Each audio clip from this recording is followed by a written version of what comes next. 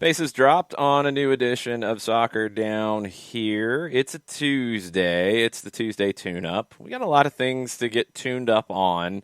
You got Champions League changes that looked like they were going to go through in Europe and are now potentially being held up due to, crazy enough, disagreements about money.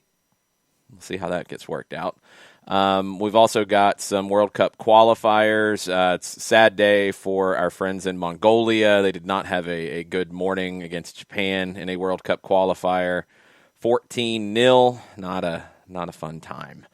But we've also got MLS conversation, and MLSsoccer.com putting out some excellent preseason content and brain teasers. We've got a new article to dig into, and we've also got the U.S. Open Cup to jump into.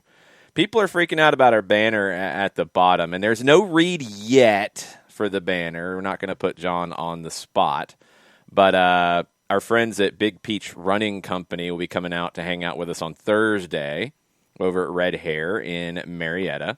They're going to be a partner of the show, and we might have some little special bonuses for you if you're a fan of the Big Peach Running Company. So stay tuned. But thank you, Big Peach, for hanging out with us on Thursday and hanging out with us this week on the show. John is hanging out with us as usual. Jarrett is crashing the party. And Jarrett was going to ask us a question before we went live after I said 10 seconds. And he's like, let me ask you a question. And I'm like, Jarrett, you got to wait till the show starts. So what's the question, Jarrett? What's the fun in that? So what's the difference between some of the articles we have seen so far over at MLS, MLSsoccer.com, not MLS, the listing service, Yeah.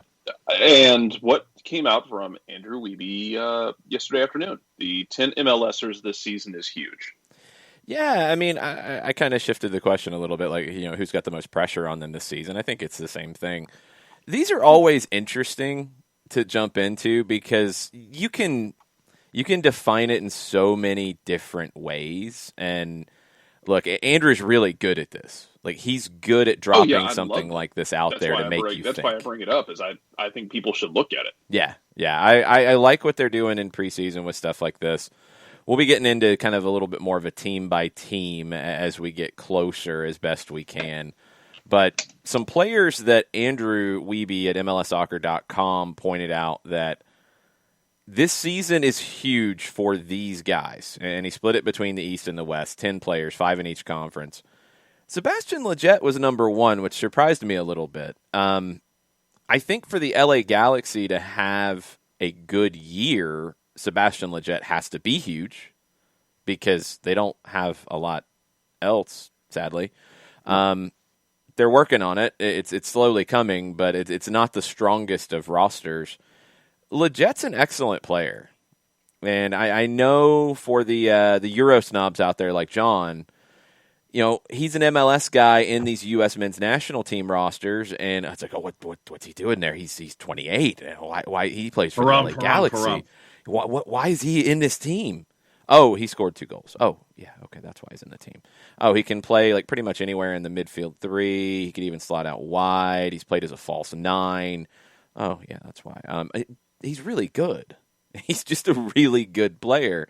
And, yeah, he's one of Berhalter's guys. Berhalter trusts him. You need those players. If you're a national team manager, I think you need them even more because you don't really have control over your roster. You do. You call up who you want, but you don't have control over what they're doing during the week while they're at their club. You don't have control over their form. You don't have control over their playing time. To have somebody that you can count on, if Tyler Adams isn't there, you can play Sebastian Lletget. If Weston McKennie isn't there, you can play Sebastian Lletget. You need a little bit of creativity, you can play Sebastian Lletget. He's very important. And look, he probably should have broken through at West Ham, and it didn't happen for whatever reason. He comes to the LA Galaxy. That's how fast it can turn for some players that right now are the darlings because they're playing for a European club. you might get into a situation where a new manager doesn't rate you. Ask Freddie Adu about that one. Ask Josie Altidore about that one. Michael Bradley about that one. These things happen for good players. So Sebastian Lletget, I almost flip it. I don't think he needs it to be huge for himself. I think the LA Galaxy need for him to have a huge year to be a playoff team, because I don't think they are without that. No, I mean, for me, yeah, I see Lletget. I would have said, and obviously for me, where the Galaxy are concerned, it's low-hanging fruit, but Chicharito, for me, is the one who I think needs to turn things around from last year.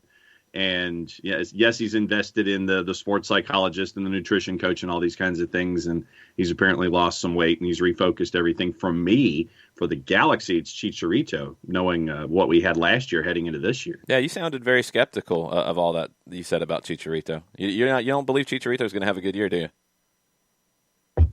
It's going to depend on the supporting cast. I'm looking at it that way. Okay. You can't just have a dude do it all by himself over the span of 34 games. No. You're shifting it though. Like, this is when you said, well, he's doing a sports psychologist. Well, he's working out.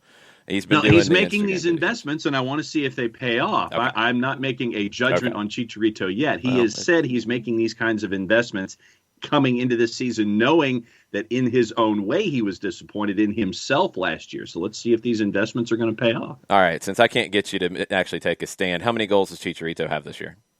12. 12? Mm-hmm. That would be a failure. If Chicharito scores 12 goals this year, that's a failure of a year. So you don't think Chicharito is going to have a good year? Back to the original question. Can I take 18 on the board? Yeah, I think it's more like 18 to 20.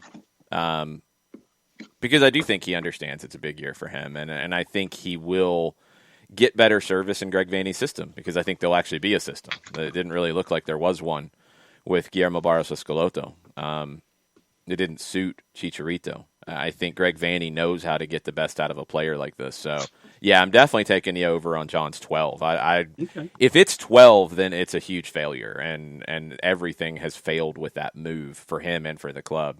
I think it's more in the 18 to 20 range. I do think he scores. I don't know if they get into the playoffs, but I do think he has a good year. The next one on the list is Jurgen Lacadia, and I've almost kind of given up on Jurgen Lacadia, to be perfectly honest.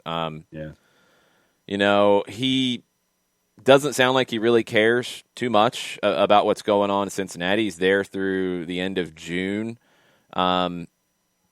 Tom Bogert had some tweets with him and questions. He thinks Brenner's very good. He likes Acosta. When he was asked about his future, he said, whatever happens, happens. It depends on what sense he wants and what I want. Doesn't sound like he really wants to stick around. He hasn't done anything. He hasn't done anything.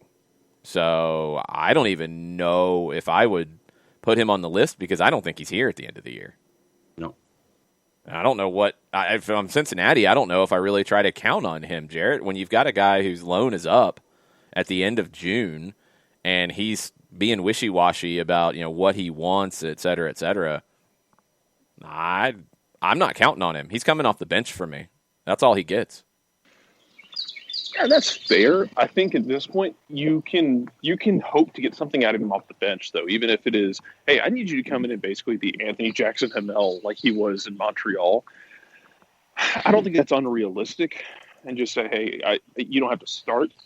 This relationship is clearly not working, but I'm going to call on you sometimes, and I want you to answer the bell when I do, and I'm not going to run you into the ground, and we can go our separate ways afterward. I think if Cincinnati can get something out of him in that aspect, that's not great, but it then goes from being a complete total loss to just not great. I think it's a complete and total loss. I think he's gone in June, and he's back to Brighton, and they figure out what to do with him. I don't see him there at the end of the season. Gianluca Busio is next, and I do think this is a huge year for Gianluca Busio. I do not know why he wasn't called into the U23s. I don't care that he's 18 years old and it's a U23 team. He would have been a starter for that team, in my opinion, in the central midfield. So why? Was there something that whoever made that call, if it's Jason Kreis, if it's Greg Berhalter, if it's Ernie Stewart, if it's Brian McBride, was there something that they saw in his game that they think he's not there yet? I'd like to know what it was, because I think he's ready. And for Kansas City to do what they always expect to do, which is to be deep in the playoffs and having an opportunity for MLS Cup, he's going to have a big year. And given him the number 10 shirt, it feels like they're handing him the keys and they're asking him to lead this team forward. And he's going to have a lot of help. But yeah, the pressure's on Busio this year, and that's a good thing for a young American talent. They need to feel that pressure sometimes. John, you're muted. Good job, John. Rats. You look at Busio. This is what happens when you're trying to type and you're trying to do that kind of stuff all at once. Now you look at Busio, you look at Espinoza, you've got Ilie, you've got Remy Walter. I mean, it's a lot of firepower there that Sporting has here this year. But yeah, when Busio wants the 10, that speaks a lot to me. And yeah, would have loved to have seen him in Mexico. But all right, let's. I'm looking forward to Busio and what he can do this year in Sporting Kansas City, Jared. Yeah, and to John's point that he just made right there is, I agree with it. It's the same thing we talk about with players in Atlanta and players everywhere. I want somebody who wants the ball. I don't want someone who's going to be that star who's then going to shy away from the moment. He wants the pressure. He wants the 10. He wants the ball. That's great, because I can live with whatever happens after that as he develops, because I know that he is willing to take on that spotlight and to take on that challenge, because he can be something special. If he is this year, that's great. If it's a year of growth for him and he doesn't take the huge jump, I don't think you give up on him. No. I think he's got the mentality for sure to keep going. I'm not saying you give up on him by any means, but in American sports, we do this thing where with some guys, not all, some guys, if they don't take the jump right when we expect them to, we toss them in the trash bin. And it's very wasteful. And it's a failure. They were awful. They shouldn't have had this responsibility in the first place. Yeah. It's an incredibly frustrating thing. Well, sometimes. Yeah, but Busio was one of their 3 best players last year. So it's not like you're giving him the 10 and he's the new kid on the block. Let's make sure that's understood here. It was him and Russell and Polito as their best players last year.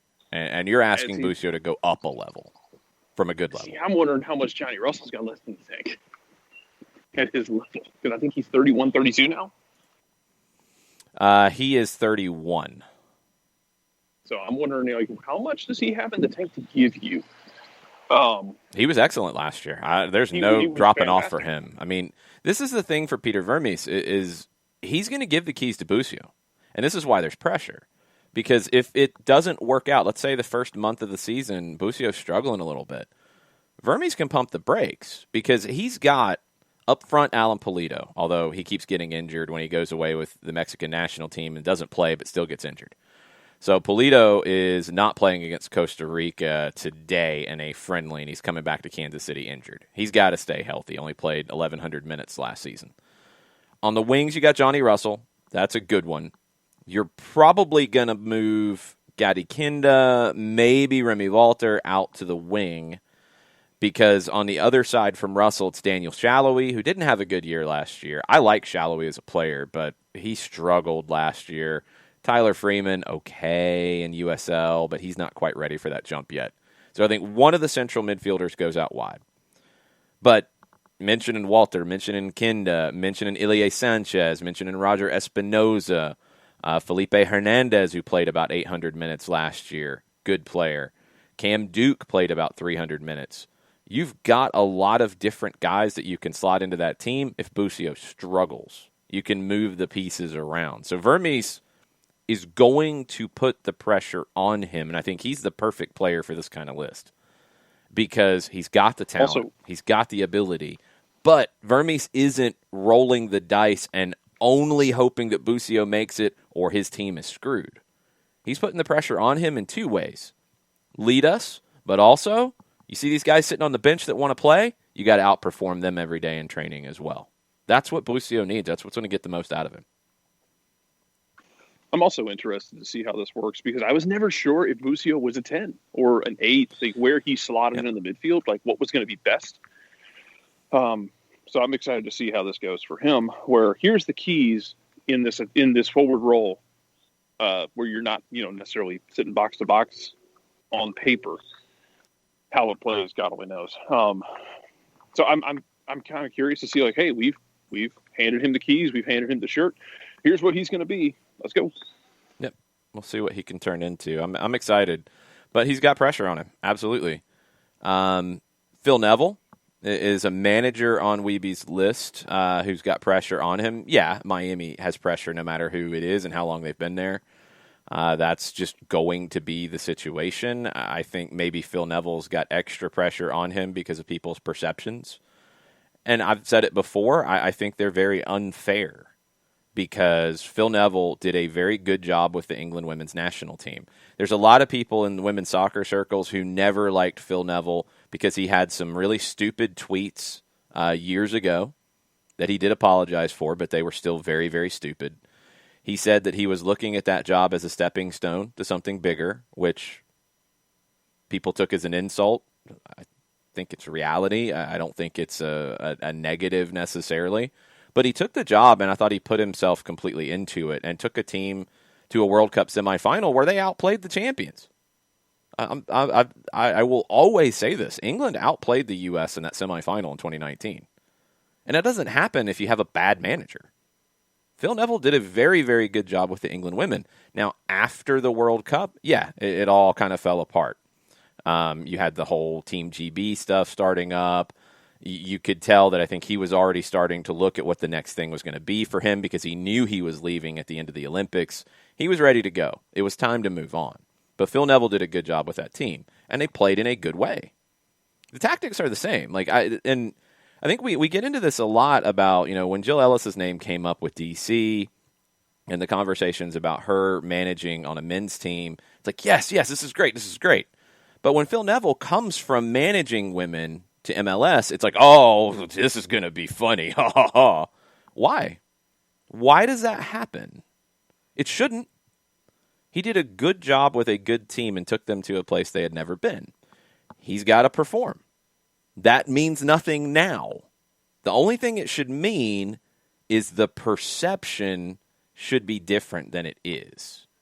But it's not. And it adds to the pressure for Phil Neville.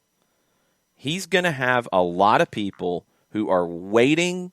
A lot of people probably have the drafts already in their Twitter folder, ready to go. There's probably articles already saved talking about how big of a failure it was to bring in Phil Neville to Miami. He knows that pressure. He's been there as a player.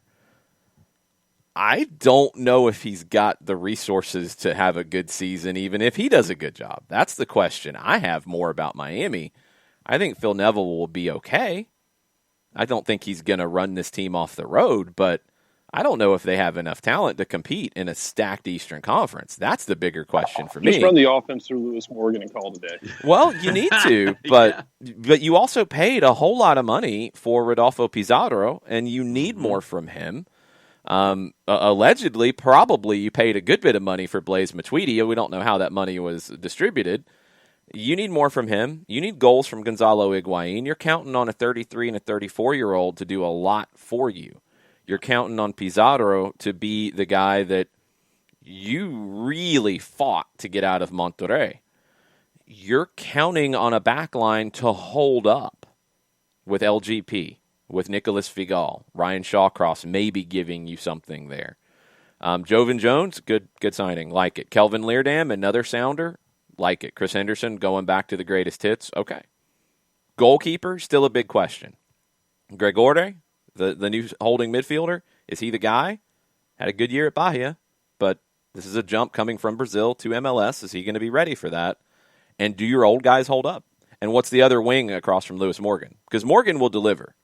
Morgan, if Miami was a better team last year, Morgan was an MVP candidate. He was that good. Yeah. But can he do it again? Because he hasn't put together two great seasons like that back-to-back. He's 24. He's going into the prime of his career. But is he going to get enough around him to support? And he's going to get somebody on that opposite wing to take some pressure off. Miami's got a lot of questions that don't have to do with Phil Neville. But let's see what Phil Neville ends up doing with the pieces he has, which are a little bit mismatched. Yeah, and you add to that the expectations that have been heaped on the franchise by the Moss brothers since day one, and wanting to compete for MLS Cup, and it's just this cauldron of questions that's there for Inter Miami, whether it's who they bring in for coaching, the older DPs, the players they're bringing in.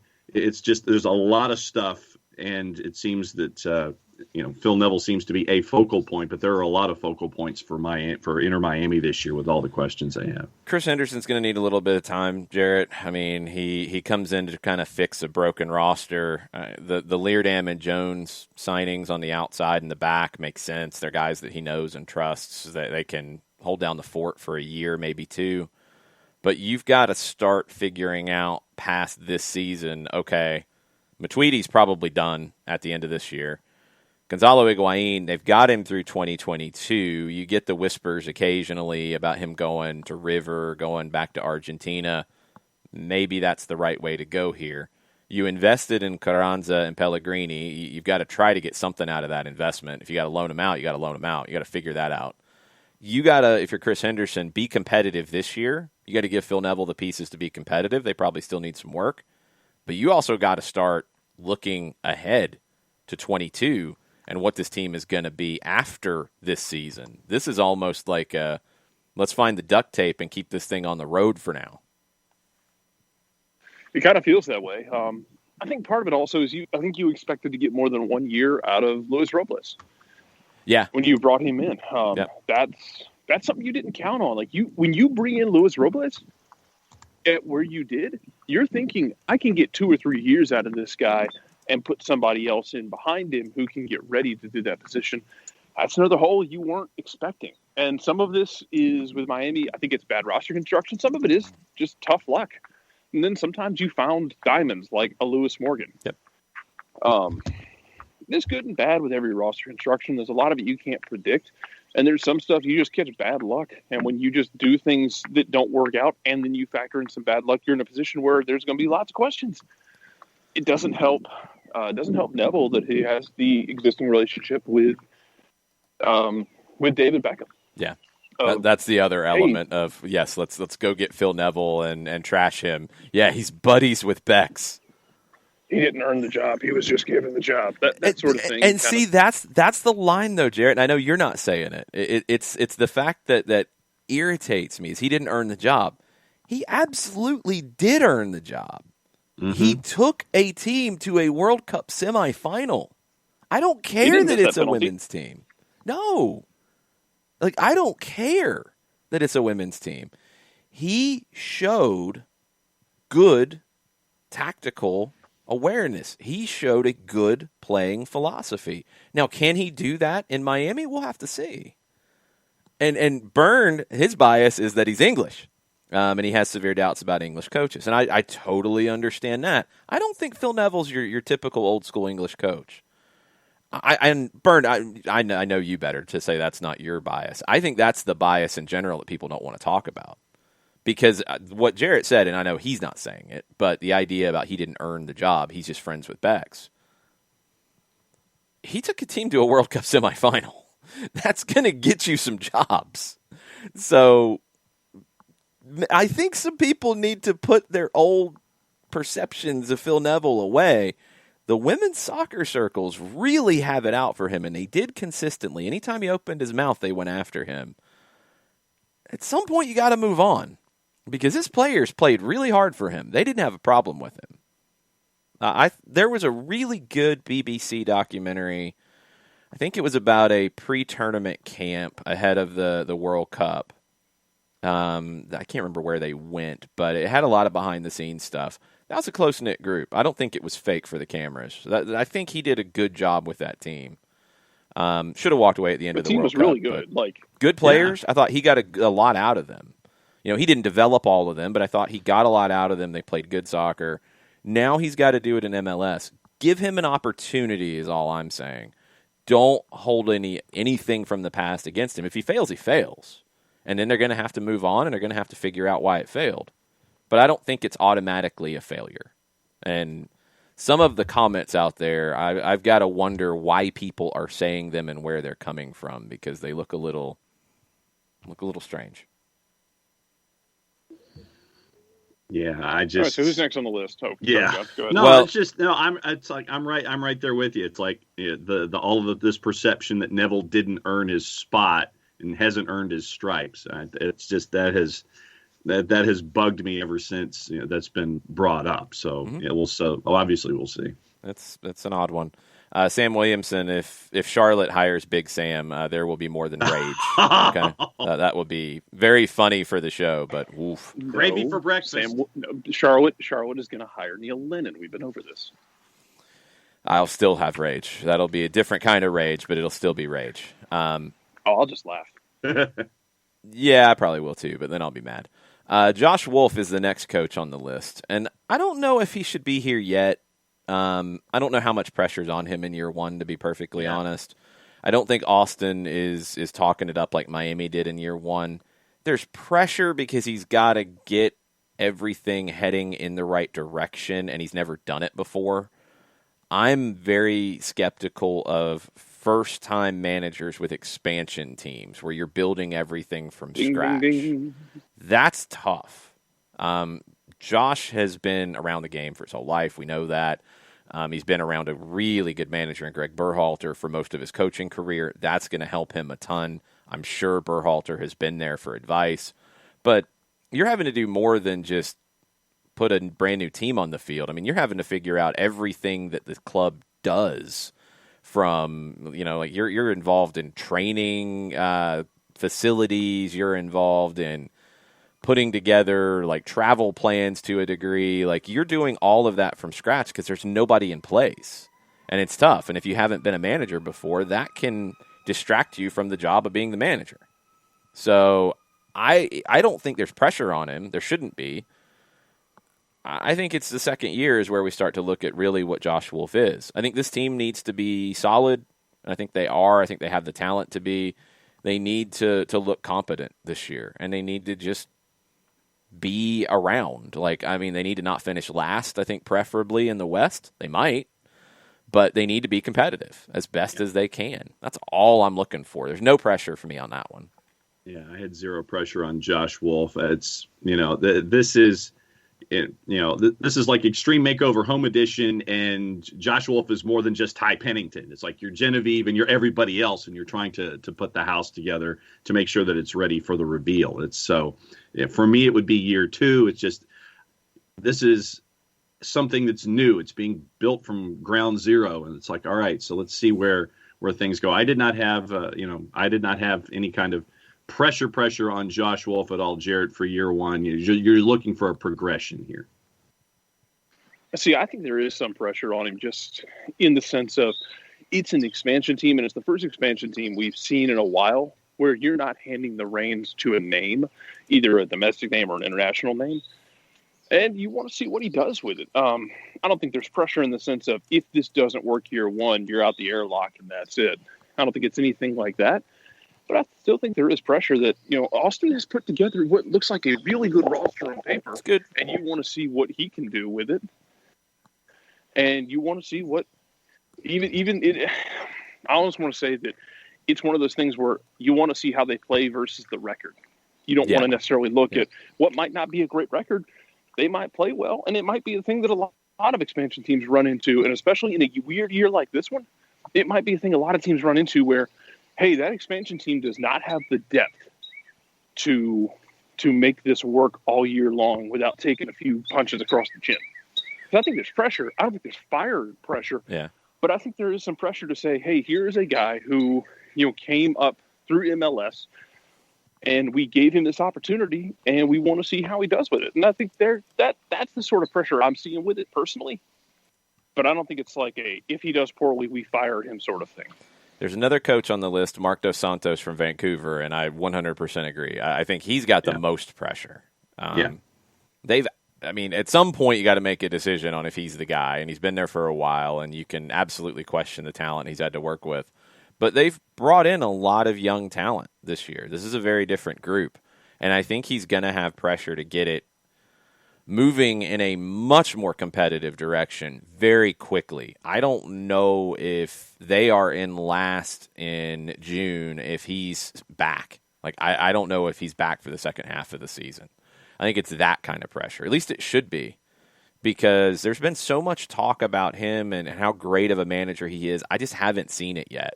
And you can question the talent for sure, but it wasn't even like Jim Curtin when Philadelphia was trying to get better. You could tell with Philly, they had no talent, but they were starting to head in the right direction because of what Jim Curtin was trying to implement.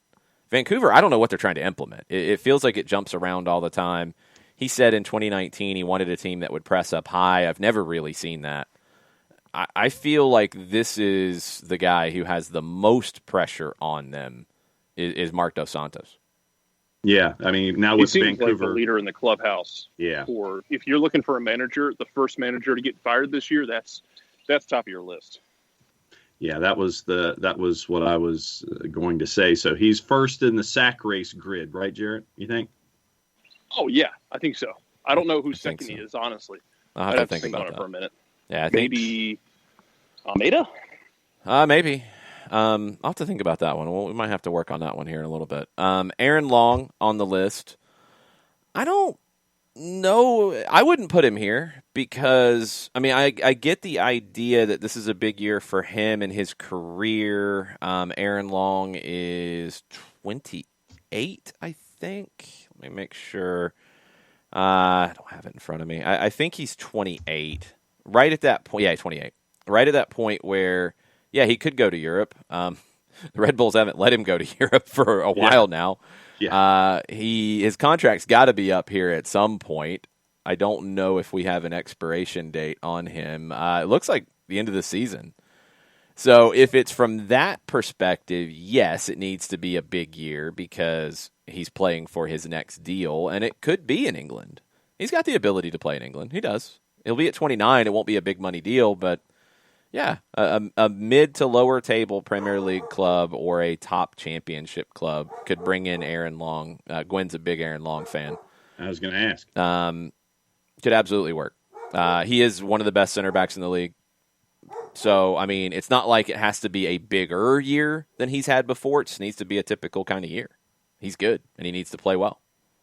Yeah, last year, this what you always see with players in a contract year. It's like you want that next contract wherever it is, in this case, geographically. But if you're looking for that next contract, you're looking for the next big contract, you're looking for that next big step, then you've got to have a big year. So, yeah, having Aaron Long on the list made sense. Cole Bassett is next. It's a big... Go ahead, Jared. Oh, it's a big 6 months, if nothing else, because he can sign a free contract in the summer. I swear to God, if Red Bulls loses him for free... That's what they're cruising on. I mean, this has even come if up. you've only gotten like $1 or $2 million for him to send him to Europe, that's $1 or $2 million more than you might walk away without. I agree, but this has come up with RB Leipzig as well. There's a conversation in the German media about a month ago or so where they were talking about players like Sabitzer, for example, who's got teams interested in him. In the past, they would have sold immediately, first opportunity. They would have made the sale. You move on, you reload. But Leipzig is now at the point where it's, you know what, we're good. We're a top team. We don't need to sell just to sell. I mean, financially, people have not stopped drinking Red Bull, so I'm helping with that, I guess. They're fine money-wise. So they're weighing the difference and the German side of the organization of we want the player. If we can't sign a new deal, we still want the player for as long as we can have him. Getting the transfer fee isn't an essential thing for us. Now, in New York, I think with young players, it's a little bit different paradigm. But for Aaron Long, I think they should have done it because it would have been right for the player. I think they should have done it because you might have been able to get some GAM out of it, and that's going to help your roster. I think in MLS, it's a little bit different conversation because of that. But they might just say, you know what, we need Aaron Long for this season. We need him to be competitive. We don't have anybody else in the pipeline ready to take his spot yet. So, yeah, if we lose out on a few $1 million on a transfer, well, we'll go come up with a new flavor of Red Bull, and that guy down in Atlanta will probably buy it. That's pretty much how they think, I guess. Cole Bassett is next on the list with Colorado. He's kind of stepping into the Brendan Aronson role of next emerging American central midfielder who has an attacking edge to them. Bassett's going to get more European offers. He's had them in the past, according to their GM in Colorado. I don't know how much, it needs to be a big year for him for Colorado's sake, because I don't know what Colorado's expectations are. In the West, I've got them maybe missing out on the playoffs, maybe at the bottom end of the playoffs. I think there's other teams that are better. But for his sake, at 19, when the season starts, if he's going to get that bigger money offer to Europe that would enrich him as well as the club, this is the year to do it. At 19, to go in the summer, can he do that? What's hard about stuff like this with him, with Busio, with these young guys who are looking for the move to Europe to a bigger club, we don't know what the market's going to be in the summer yet. It is very unknown. So we'll just have to wait and see. But Cole Bassett, it needs to be a big year for him, for his future, far more than it does for the team he's on right now. Yeah, that's spot on for me. I think that, with a lot of the young talent that's there in Colorado, I think that it'll be interesting to see the next couple of seasons in Colorado with all the young talent that they have, Bassett being a part of it, and where did they continue to grow? And obviously, if Cole Bassett is looking for those greener pastures that the front office has said that we've had folks knock on our door about him, then like we talked about with Aaron Long, Cole Bassett's going to have that progression kind of a season where more folks are looking at him in this new economic environment to try to bring him overseas. Jarrett, how you feel about Cole Bassett? Jason's not as... I know you're not as high on their managerial situation as some people are. No, not. It's one of those things, though. I think Colorado can be a trendy dark horse pick, not necessarily to win the West. Don't take this too high. Okay, I was already shaking my head, Jarrett. I think they're a trendy pick, though, to get into the playoffs and make some noise and take some scalps this season, even in the regular season. And if he can kind of spearhead that, I think it would do a lot for him to say, hey, not only was he playing well, but he elevated players around him in Colorado. Did what they did at times in the shortened 2020 season, where they kind of, would pop up and bite some people. What Colorado's done is they've started the Island of Misfit Toys in MLS, where they bring in all these guys that don't fit in other places. And are they going to teach Lewis to use his left foot? They should. I'd really like to see Lewis use his left foot. That'd be nice. But, Lewis was one who didn't fit in New York City, and he's went to Colorado, and he's the same promising player at 23 that he was at 20, 21. It hasn't really changed. They brought in Michael Barrios, who is very talented. I like Barrios a lot. I want to see up top if it's Rubio or Shinyashiki. Nobody's really grabbed that spot for their own. The midfield, you've got questions around Cole Bassett. Jack Price is a very good holding midfielder who flies under the radar. Kellen Acosta, I think he needs to have a big year because right now, in my opinion, he is the backup to Tyler Adams with the senior national team in that holding midfield spot. Mesquita, Namli, Benezet, you got a bunch of guys who, okay, do they fit here? Namli is new to the league with Colorado. He was there last year, but Mesquita has been elsewhere. Benezet has been elsewhere. Do they step up? Keegan Rosenberry was in Philly. Rosenberry's very good. Danny Wilson is okay in the middle. Drew Moore was there, went to Toronto, came back. Lalas Abubakar is very good at center back. I think he's starting with probably Wilson, but maybe Drew Moore some. Austin Trusty's still there, and he's another one like Lewis. It's like Trusty was supposed to be in Europe before McKenzie was in Philadelphia. He's not. What they're doing is they're taking the guys who don't progress to that European move and then saying, oh, okay, you're done with that player, we'll take him, and we'll bring him in. And it's a kind of a mismatched sort of group. I'm just not sold on it. I'm not sold on Colorado this year at all. Robin Fraser, to me, is the kind of manager who is a tinkerer. There's not a defined way of playing. And like we talked about with John Aiken yesterday from Oglethorpe, for example, and I'll give you a little bit of a behind the scenes on this one. So their first two games, they typically play in a 4-3-3, one holding midfielder, two central midfielders in front. That's their usual shape. They played in a 4-4-2 on Sunday, and all it was, nothing changed with the philosophy, nothing changed with the way they played. One of the central attacking midfielders moved up to play as a forward. The other central attacking midfielder dropped to play in a double pivot. So you moved two players, one up and one back. You still had rotation to where one of them would drop in to fill that gap, and you played the exact same way. Robin Fraser doesn't have that way of playing identified yet that I haven't seen, really. It feels very vanilla.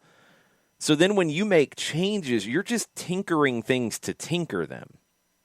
Like I talked to John before the game when he told me he was playing that way, and he wanted to get a second forward up. He felt like his number 9 needed more support.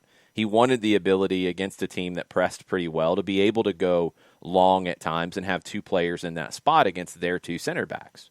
There was thought behind doing it. I think with Fraser at times it's just let's change it around to change it around. That's the question, is can he progress to that next level of this is what the Colorado Rapids play like? And yes, they might change the lineup here and they might change the formation to start with here, the shape, but they're still going to play the way they play. I don't know how they play. That's the thing that's got to change. Go ahead. I was going to say, that's not a good recipe. No, it's not a bad recipe because they have talent. It's just not a championship winning recipe. Like, you can just have a simple setup if you have talent and go out and win games. And they have talent, and they can win games with the talent they have. But it's not like Zinedine Zidane at Real Madrid, where that's pretty much what he did. He would move the pieces around a little bit. It'd play very simple. It was individual moments FC. And that's okay. If that's what you have, that's what you have. If you got more talent in other teams, fine. Maybe you don't need to complicate it. He needs to complicate it a little bit because he doesn't have that much talent. And we'll see. And I just want to see if he can get out of his own way sometimes with the tinkering. That was the thing that would always frustrate me. Final two players on the list, Julian Gressel. And he has to be on the list because they paid a lot of money for him, DC United, and he did not perform last year. He was not good, and you can blame it on Ben Olsen. You can blame it on a lot of different things. He didn't play well, and at times he didn't even look all that engaged. That was what was concerning to me when we saw DC, is you didn't see much of anything defensively. You didn't see much of anything from him off the ball. It was only hit a long ball, hit a long cross, hit an early cross. That was it. It didn't work at all. Now, you've got Hernan Losada coming in, so you've got a new manager, and he has a way of playing, and he has a system, and he's going to build it. I do think that Andrew Wiebe is correct. He's going to play as a wingback, and he's going to do what he did here in Atlanta. Now, what DC's lineup looks like, I don't know. Do they play a 3-4-3 or a 3-5-2? Either one would get more out of Gressel than playing a 4-2-3-1, a 4-3-3, what have you. But do you want to base everything around getting the best out of Julian Gressel? And does he have somebody who can get on the end of things to finish? Sam Williamson says, so was Atlanta right to sell him on?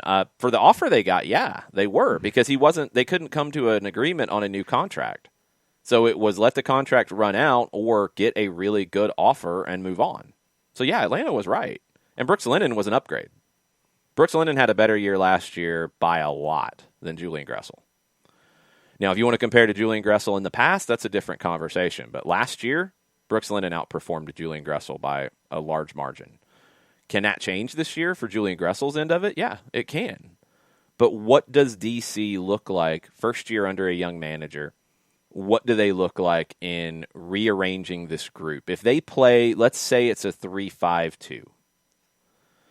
I think Losada played a good bit of 3-5-2 at Beerschot. We'll see if we can figure that out here in a second. But you've got maybe one center back short with Steve Birnbaum's injury. Briant, Pines, it's going to be Heinz Ike, who is new coming in from Belgium, an American center back, or it's going to be Michael DeShields, who was drafted out of Wake Forest. When Birnbaum gets back, he'll come into that. Joseph Mora can play a wing back on the left side. Gressel can play the wing back on the right. So you've got your line of 5. That part you can do. 3 center backs, 2 wing backs. Okay. Your midfield. In that case, I'm guessing it would be some combination of Nyman, Flores, Canals. Maybe. Could be Emil Assad, who played centrally for them at times last year as an 8 and was not bad at it, actually. I was pleasantly surprised.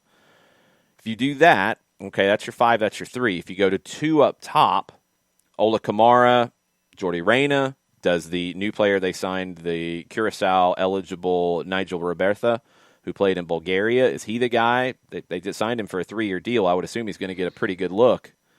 Maybe it's him and Kamara, maybe it's him and Reyna, maybe it's whoever's the hot hand. Okay, that's if it's 2 up top. If they go to a 3-4-3, you're taking one of those central midfielders out, and you're adding another attacking player that could be a Griffin Yao, it could be a Kamarni Smith. You could widen the 3 up top to do that. It still doesn't feel like they're going to be very good this year. I mean, that's the number one thing. But Gressel can have a good year. Bernd asked about Kevin Paredes, and that's a good question. Because if you're going to go to wingbacks, you're going to take away the wingers, and Paredes is a very good left winger. Can he play elsewhere? Could he play as a wingback? I don't know. He's young. I haven't really seen him in that role, so I don't know. But you've got this balance in DC, and this is going to be the hardest thing for Hernan Losada. DC needs to win. DC needs to not be bad. They're probably going to be bad this year. Does he bite the bullet and say, look, we're not going to be very good. I need to get Moses Nyman games. I need to get Griffin Yao games. I need to get Kevin Paredes games. They need to play. And if we suffer because of that, we suffer because of that. These kids need to play. Or does he say, we got to win, and I can't trust these kids, and I'm going to have to play Junior Moreno, and I'm going to have to play Yamil Assad, and I'm going to have to play Russell Canals and Felipe. I'm going to have to play the veterans. That's going to be the biggest question for Hernan Losada. But I think if he wants to get the best out of Julian Gressel, they're going to need to play a line of 5 in the back with him as a wing back on the right side. And does he do that? And does it work? It is a big year for Gressel. In terms of individual needs to have a big year, Julian Gressel's pretty high on that list. Yeah, just to look back at some of the numbers from last year, Gressel, 2 goals, 3 assists. Ola Kamara had 4 goals to lead DC. Donovan Pines had 3. Emil Assad had 3. Gressel had the same number of goals as Griffin Yao and Helman Rivas and Federico Higuain, who only played in 10 games. 28 shots on the season last year for Gressel, 5 shots on target. So that was just a small sample of what Julian Gressel went through last year in DC. So go ahead, Jarrett, with your thoughts on Gressel's pressure and what he needs to be in 2021. Yeah, so I mean, for me, it's a matter of he needs somebody on the receiving end of what he's going to do, because I assume they're going to put him in position to do what he did well in Atlanta. But you got to have somebody on the other end who can convert chances at a clip that is nigh unsustainable, which is what Joseph does and has been doing for a while. And Joseph's ability to find that bit of space, not unlike so it's funny because this comes into mind because we saw everybody was doing the clip from Manchester City against QPR with Kun Aguero, which we'll get to. Mm-hmm. Bradley Wright Phillips was playing for QPR that day, and it pops into my head of that's the guy it sometimes reminds me of with Joseph in the box, where Bradley Wright Phillips was really good at finding the bit of space he needed, when Joseph's floating in the box and he just finds space. There's 2 center backs back there. No, that's fine. He's going to find the bits of yard of space that he needs to finish it off. Gressel can put in crosses all day long. He's got to have guys who can finish for him, and he's going to have to in this system. I think he's going to have to put in a not just a high quantity but a high quality, which I think he's more than capable of. I'm curious about what kind of defensive work rate they put on him, though. I mean, do you cover for him more and ask him and say, "Hey, I want you to provide the offensive side. Don't worry as much defensively about getting back. We'll kind of roll things a bit." to cover for you, because I want to see what he does playing as that wingback role, as aggressive as breaking he can be offensively when he's putting dangerous balls into the box. It's a matter of what about defensively, that there's going to be a gap back there that gets attacked. Also if they're not breaking on the counter. I mean, I think if you're defending him, you want to get somebody locked on him and right on top of him, because he's not going to dribble past you more often than not. He's not going to outrun you more often than not, especially some of the these right backs. I mean, most of the left backs in this league are going to be able to pace him, and he's not necessarily going to dribble around them. So do you just kind of stick somebody on him and then explore that space behind him? I think that's part of the puzzle for me, is how does DC deal with the gaps that are going to exist behind him, because he doesn't always track back. Well, the thing on Gressel and the thing on Jurgen Lacadia, looking back at some of his lineups with Beerschot, he did play 3-5-2 a fair bit. He also played a good bit of 4-3-3. So he will move it around a little bit. In a 4-3-3, I think it's a little trickier to get the best out of him. You have to play him as a right winger because of what Jarrett just said. You can't play him as a right back. You're going to get burned. If you play him as a right wing back with three center backs, your right center back, and so often it was Franco Escobar here, knows he's got to operate as a right back, because you don't want Gressel burning his energy coming back to track back. Sometimes you have to have him do it, and it didn't happen consistently. But you don't want him expending energy defensively. You want him expending his energy in the attacking half. So your right center back has to cover that space. They have to be ready to do it. If that's a Donovan Pines, well, he's got the range to do it. He can do that. If it's the Shields, I think he can do that. We'll see. But I don't know where they use him, and I don't know what their normal setup is. And we'll just have to wait and see how this plays out. I want to see if they play the kids. And look, Gressel's not old by any stretch, but they need to see what they have in Paredes and Yao and Nyman especially, and those guys need to play. And if that pushes guys to the bench sometimes, well, that's what it is. Because DC's not winning MLS Cup this year. I don't think they're a playoff team. I think they'd have to have things come together miraculously for them to be a playoff team. So play the kids and find out what you have with them and figure out how to get Gressel going, because last year was not a good one for him. The last player on the list we haven't talked about is Atlanta United's Ezekiel Barco, which is not a surprise. I think, he should be on this list because it does need to be a big year for him. We've talked about it consistently for him. If he wants to get his opportunity to go to Europe, he's 22 now. He needs to have that kind of year where he earns a good contract. He's right on that balance, and it's hard for a player at this age who hasn't made the jump yet, because generally teams are going young now with those signings. They're going into the 18, the 19-year-olds. They're signing more on potential. Barco's still got potential, but he's a little bit past just the potential phase. So he needs to perform in a big way. Now, Argentina is going to the Olympics, and I would assume that Ezekiel Barco will be part of that roster. It was reported that he was not able to leave Atlanta United's preseason to go play in the U23 friendlies that Argentina arranged in Japan. I think he might be the number 10 for that team for Argentina. That's going to be very important for him. But his performance in league play before that point is going to be critical. Ezekiel Barco has the talent to be one of the best 3-4 players in Major League Soccer, in my opinion. But we haven't seen it consistently. It's been very hard for him for a variety of reasons, and not all of them are blaming him. It's been hard for him to do that consistently. Game in, game out. Multiple games in a row where he's dominating games. We saw it early last season, and then we didn't really see it much after that. He was injured. He just could not get back on the field. We saw that with the U20 World Cup where he was great. He was great going into it, and then got injured in Open Cup in Columbus and wasn't the same after that. It's very difficult. He's had some bad luck go against him as well. None of that matters anymore in terms of what he needs 2021 to be. He needs to have a year where we're talking about him like we talk about Diego Rossi, like we talk about some of these other top young talents in MLS. He needs to be in that conversation this season if he wants everything that he wants in his career, let alone what the club needs for success, let alone what the club wants for a potential sale down the road. For his career, this is the biggest season of his career, no question. Yeah, and it's both domestic and internationally, as you were talking about, with what we're hoping to see with Atlanta United and with him being on the Olympic stage as well, Jared. I mean, it's just a chance for him to showcase himself both domestically and internationally. Could be a big year across the board. Barco stays healthy and does what he's anticipating himself to be out there for in 2021. It's going to be interesting.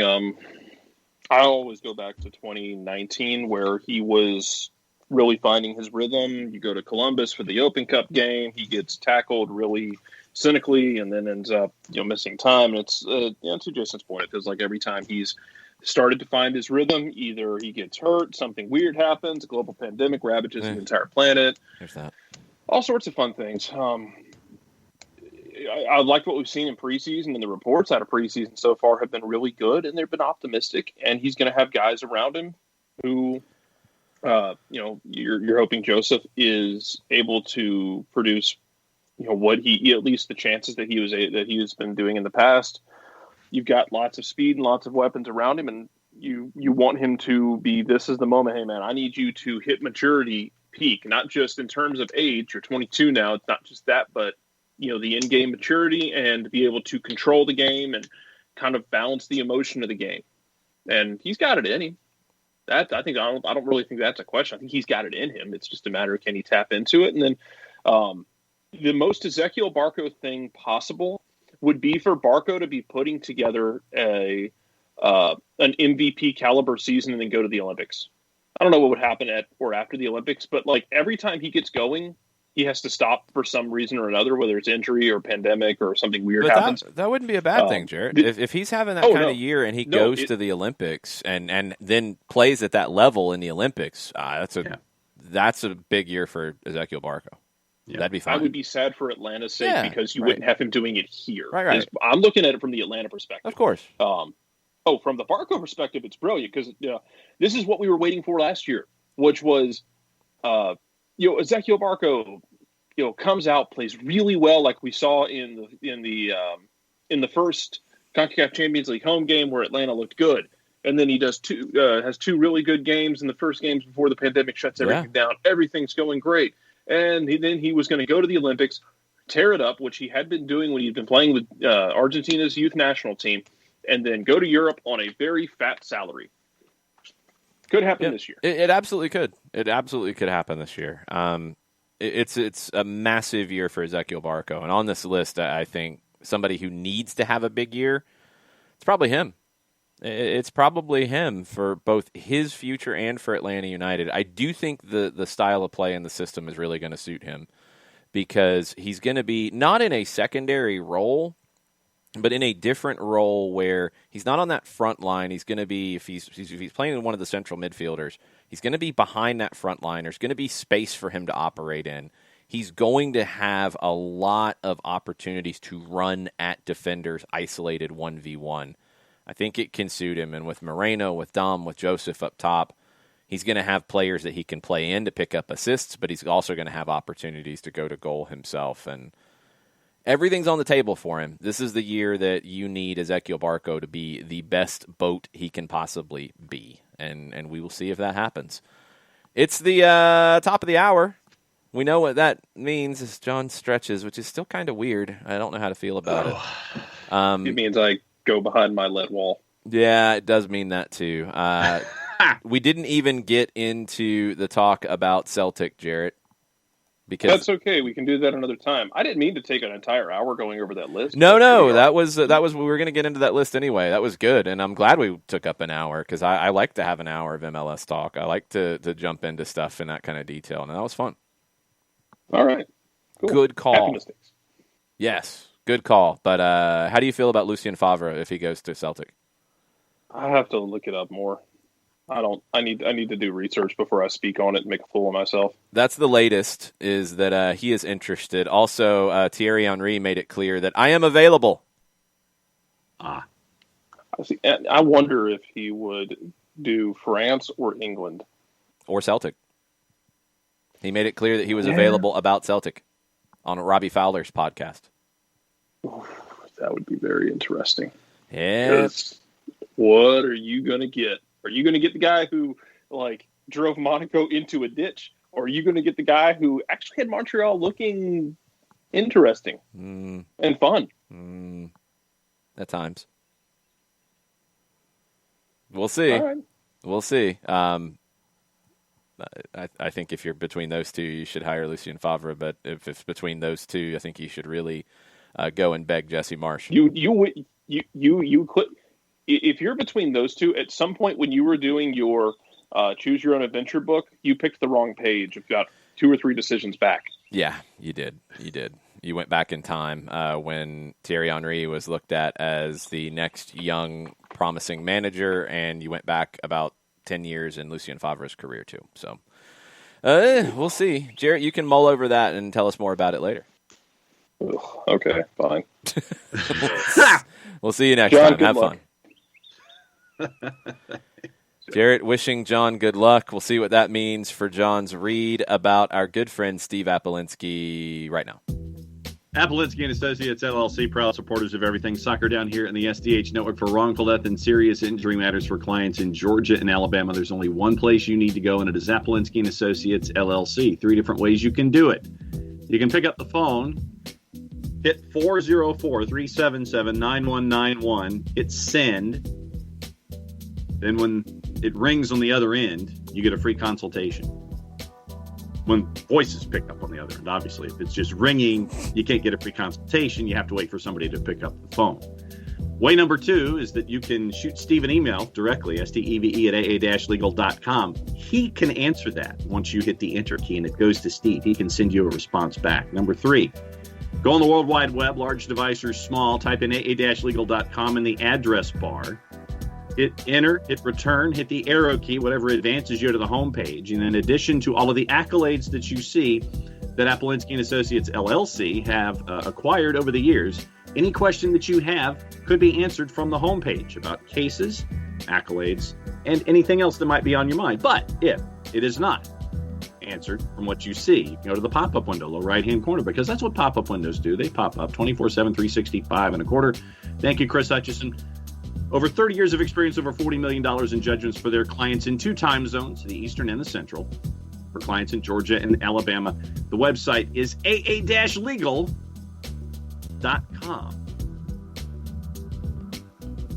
That was interesting.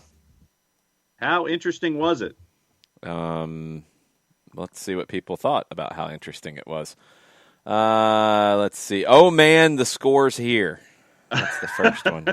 LOL. Oh, man. -1 for getting confused about how phones work. You still got a 9 out of 10. 7.5 when I thought it wasn't possible, the duration increased. Hi, I'm calling about accolades. No, not escalades. Accolades. It's fine. 9 out of 10. John seems very uneasy about this whole read, like it's the first time he's done it in a while. 6. John's tone sounds lower. He's trying to sound chill, a little vocal fry for the kids, but still talking in circles. 6. Pity 6. Solid 8. Oh, a pity 6. Yeah, you got a pity 6. You got a solid 8. Hand gestures, -2. No significant pause, +1. 7 from the Central Time Zone. So a -2 for hand gestures and a +1. Okay. It's like that's usually a -1, but if it's a 7, okay. And Like a dunk that stunk. Basically, you got a 10 from Alex Bassine. Thank you, Alex. 6.5. Sean still hungover from Vegas. #accolades. A 6, a little depressive. Volume down, so a 9.8. There you go. 7.25. I wasn't sure how the whole phone thing worked. Glad he cleared that up. Not. That's what we're here for. What we're here for. Low energy today, 6.8. 7. John works hard. He deserves some good scores every day. Thank you for the vote of confidence, Thomas. I'm just going to leave that one alone. And the support, as always. Yes, I will leave that one alone. Okay. It's been a minute since we've done this. I'm sorry. I'm sorry. When John starts exploring things out there in the soccer world, this happens. And I don't know why it needs all of that to it, like Tybo. But Because I'm auditioning for a Geico ad. John, what's up? Hey, I saw this. And there were a couple of things that I saw.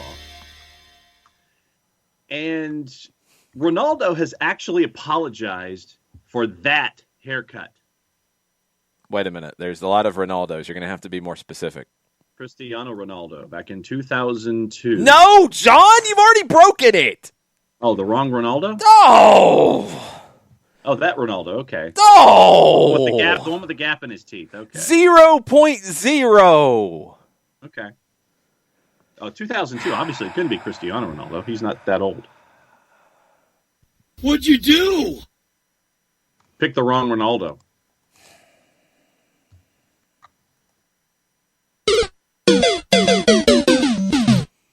Tell us about Brazilian Ronaldo. Yeah, Brazilian Ronaldo. Back in 2002, he had a really bad haircut, bad hairstyle, and it kind of showed out for the World Cup final, and it was shown on a worldwide stage how really bad the haircut was. He won the World Cup, so yes, people saw it. Yes. And so he shaved all of his hair except for this patch in the front. Mm-hmm. And so now, 19 years later, he has apologized for it to Sports Illustrated. He says, "It was horrible. I apologize to all the mothers who saw their children get the same haircut." That happened. It was bad. And he now says that it was a diversion tactic to stop people talking about his fitness. I think they did. I think it worked. Yeah, in Sports Illustrated, he said, "The journalists forgot about the injury. I saw my teammates and I asked them, 'Do you like it?' They said, 'No, it's horrible. Cut this off.' But the journalists saw my haircut, forgot about the injury." That's true. So 8 goals, Golden Boot. And now he owns Valladolid, who are 16th in La Liga. So after 19 years... Well, he also owned the Fort Lauderdale Strikers. After 19 years, Ronaldo has apologized for a really bad haircut. And now you know the rest of the story, where that's concerned. So he apologized for a bad haircut. Yes, he apologized for that, and the impact that it had on his followers, supporters, and children worldwide in 2002, who decided to adapt to that same aerodynamic hairstyle. Okay. So he's now apologized for that. Well, can he apologize to running the Fort Lauderdale Strikers into the ground and talking about actually playing when he had no business talking about playing, and then they went out of business and their rights were sold on courthouse steps for like $5 and a case of Coke? Can he apologize for that too? Yeah, really? Good grief. Did you hear about the Dulwich Hamlet? The what? Dulwich Hamlet, a team in the National League, which it's... Why am I not surprised you're going into obscure English snobbery? What do you have? Well, Dulwich Hamlet chair Ben Clasper described himself as, quote, gobsmacked, end quote, at an 8,000-pound fine and suspended points deduction in the National League. Here's why. He was gobsmacked. It relates to matches that the club didn't play back in February. The National League South campaign was declared null and void in the same month, and so the chair said he had no return. He's gotten no return correspondence from the National League's interim GM. So basically, they didn't play matches because of the pandemic, and they're now getting fined £8,000 for it, and they got a points deduction. Quoting the chair, quoting Mr. Clasper. Wait. First off, what is the National League? That is question number one, because not everybody who listens to the show is an English snob like you. I'm trying to figure out the actual level of... What is the basics of the National League? It's like it's below the 4th tier. It's like 5th and 6th tier. Yeah. It's non-league. The highest level of the national system. Can I ask why a league is called non-league, for example? Like, that's really stupid. It's a league. It's a league, yeah. So it's not non-league. It's the National League. The National League is not non-league because it's called the National League. That doesn't even make any logical sense. So it's the 5th and maybe 6th and maybe 7th, depending on how many layers the National League has. Right. Okay. So this team that is playing in the National League, that is not non-league because it is a league. Yes. Explain this again because I'm massively confused. They didn't play games. Why did they not play those games in February? Because of concerns over COVID-19. So they, on their own, said we're not playing because we're concerned. Right. The league did not cancel those games. I'm checking the information in the timeline on it, but Mr. Clasper wrote to the general manager of the National League asking for clarification on a few points. Is this when he decided not to play, or is this when he got fined, or what? When he got fined. Okay, so he gets a letter like, "Hey, you owe us $8,000, and I'm gonna try to clarify a few points." Okay. Yeah. Written to the GM to ask for clarification on a few points, not least when is he coming knocking for this money? Having just about got to the end of the season where we're scrimped and saved not to go into the red, he has suddenly become my number one creditor. I need to know when he's going to call on that debt. Why didn't they play the games? They just didn't want to play these games? No, they couldn't afford to at the point because of financial peril with COVID-19 concerns. So, okay, but John, this doesn't make any sense. So they were playing games. Yeah. This team was playing matches. And then just all of a sudden in February, they said, nah, we're not going to play games. I'm checking the like that's kind of an important part of the story, and that's what I'm getting to. I'm trying to get to your segment. Trying to get the details. But that's the whole point of the segment. Details. I know. Back in February 19th, the campaign was ended after the season was declared null and void. Well, okay, the season then that's fine, but they didn't play games before that, I'm assuming is why they were fined. That has nothing to do with this. 7 of the 23 clubs in the National League voted to end the season. That has nothing to do with this.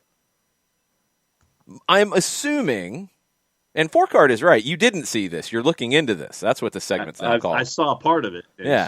So wait a minute. I'm trying to get the rest of it. So they declared the season null and void. Yeah. But before that, this team didn't play games. And they're being fined for not playing. They didn't play all the games on their schedule. Yes, that's exactly what I just said.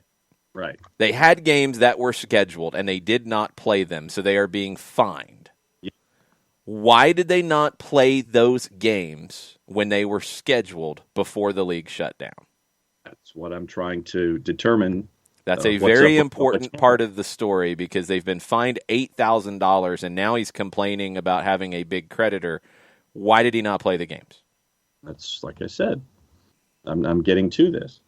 How long does it take you to look this up? It's me on the internet. So we're not going for a 4-hour show. No, we're not. So tell you what, I'm gonna put a hold on that. No, you don't get to put a hold on it. No, that's not how this works, John. You saw something. I did. You brought it to the floor. I did. And it's incomplete, so we're trying to figure out exactly what's going on with Dulwich Hamlet for some reason. Yeah. Who we don't even know exactly what level they play in. Dulwich Hamlet FC is in the 6th tier of English football. They are in the National League South. They're in South London. Let's see. They are tweeting things. Just remembered yesterday's fine wasn't a joke. Still hilarious. Yes.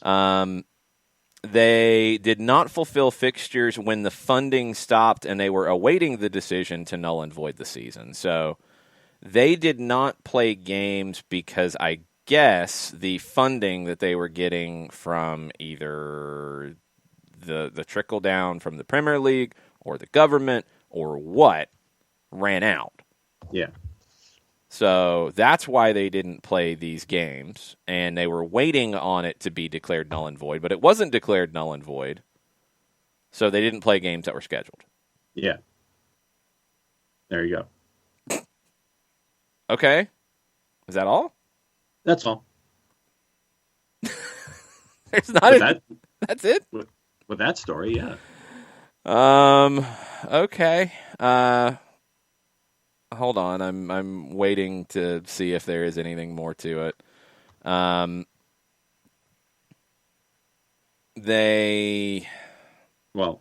says the big gotcha here, and I've written to the head of the National League. He says that we've all got suspended points, and they're not the only club to be penalized. Right. We've all got suspended points deductions as well, 8 points, which will be enforced if we breach the rule again.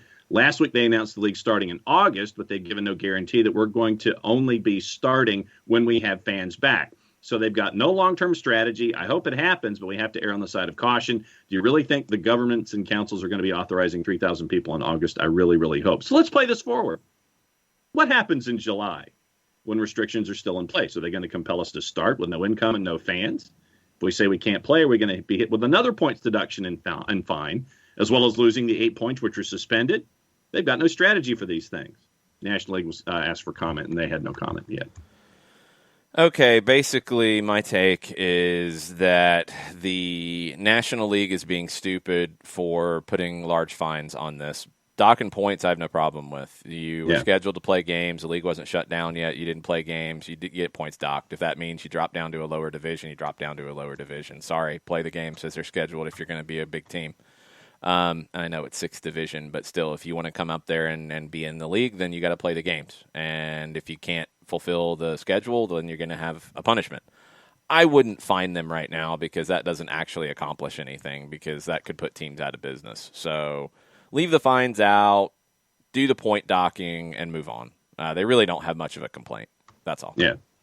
Their complaint is stupid, basically. Yeah.